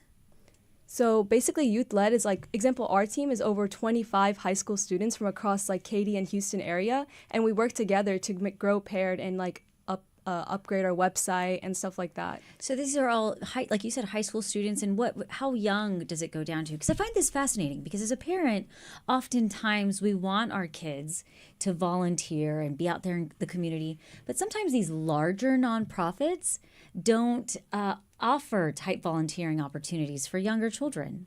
So pretty much our team is open to grades 9 through 12. And then for volunteering, we take middle schoolers and high schoolers. So we kind of want to encourage the youth to be more involved in their community. So that's why we put an emphasis on encouraging high schoolers to participate in this sort of large scale organization. Talk to me a little bit about how come nonprofits, or the issues nonprofits face, that's a better way to put it, in cutting through the noise out there to reach those who are interested in volunteering. I know that's why you're there to help that, but why do nonprofits have that problem? Is it just so much noise out there today in the social media sphere? So pretty much right now, there's a few larger nonprofits that have a large following on Instagram and other social platforms, which kind of removes the volunteering power from all these smaller nonprofits. And we saw that there's so much diversity in the causes that these nonprofits are covering, and we wanted to increase people's diversity in what they're volunteering for. So our platform, since it's isolated from all Instagram and stuff, pretty much on our website, all the nonprofits look sort of equal in what you're choosing to volunteer for. So we think that'll increase the diversity in what people decide to put their efforts towards. And people volunteer for lots of reasons. And I think this is great, like you say, to encourage our kids to understand what volunteering is all about. But it doesn't hurt on your college application, does it? No, definitely not. They both gave a quick glance at each other. That wasn't a big deal. When I went to college, they were just lucky to have a student there. But things have changed a lot, right? I mean, that's part of it. So that's great. So who came up with this idea? How did you say, you know what? There's a need. Let's fill it. So pretty much we participated in the Diamond Entrepreneurial Challenge, and we first wanted to address the issue of elderly loneliness. So we kind of made an idea for an organization to tackle that issue, but our organizational system for volunteers for that cause we ended up realizing after the challenge that, okay, this is really applicable to all causes in our community. So we decided we want to extend this idea further than the challenge and actually pursue it. And how'd you get involved? So me and Anushka, we founded it together for the Diamond Challenge, and then we both collaborated together to grow the nonprofit. And we also have 2 other co-founders, but they're out of town right now. But all 4 of us collectively started the organization. So, but why do you think it's important that high schoolers volunteer besides it looking good on your college application? Why do you think that's important? Well, for me, I think it's important to have accessible volunteering opportunities because I think it's important to get involved. Currently I volunteer at the Houston Food Bank, but I live about 40 minutes away from there. So I think it's important to have accessible volunteering opportunities locally. Well, I was going to ask you, what are the biggest challenges? But probably distance is probably one of them. Yeah, I think that's one of the biggest issues in volunteering for kids, especially because a lot of us don't have our license or anything. So we need easy opportunities that are close by. So is that part of what you do? Find the right volunteers with the right close by organization? Yeah, exactly. Pretty much in our free time, usually high schoolers kind of watch their phone or hang out with their friends and stuff like that. But through Peared, since we're trying to make all the opportunities available in one place and so readily accessible, we think that it'll help people in their free time instead of doing something a little more non-contributive to the community. They'll instead just click on our website and see okay, there's a volunteering opportunity right now that I can actually participate in. Momentarily, Yes. or in different organizations dropping in to volunteer and moving on, not long-term, almost internship kind of things, correct? Yeah. Tell us again your website, because it's not Peared, it's pearedco.com? Yeah, pearedco.org. The Peared, Peared, like the fruit, co.org. And since starting this, what's been most surprising to you both that you guys have seen since starting this nonprofit? I think it's been like the challenges of managing such a large team. We knew that we'd need like a large officer team to like coordinate all the different things that are needed for organizations, such as events and then the website and like programming, all the back end for the website and stuff like that. So we have 26 team members, and I think the biggest challenge for us has been how do we like give all these people something to do that'll contribute a new thing to our organization. So kind of the entrepreneurial part of yes. it. Yeah. Well, congratulations. Congratulations. Thank you. Gaathri Chakka and Anushka Polapally are the co-founders of Peared. Thank you for joining us today on Hello Houston. Thank you so much. Thank you. And that brings us, Frank, to the Ernie, end. to the end of our show. We want to thank you for listening and joining us today on Hello Houston. We will be back tomorrow with more conversations. Hump Day. Right here on News 88.7. Have a Talk great to you day. then. Bye-bye. Thanks for listening to Hello Houston. Join us every Monday through Friday from 11 a.m. to 1 p.m. to talk all things Houston. The Hello Houston production team includes Garrett Bowman, William Menjivar, Jen Altai, Todd Holslander, and Jim Kovacic. For the latest in local news, subscribe to the Hello Houston daily newsletter at houstonpublicmedia.org. Hello Houston is a production of Houston Public Media. The opinions expressed by the guests of this program are solely their own and do not represent the views of management, staff, or underwriters of Houston Public Media. This is News 88.7. Support comes from John Moore, helping with plumbing, electrical, and air conditioning repairs, including out-of-warranty units since 1965. Details at 730-2520.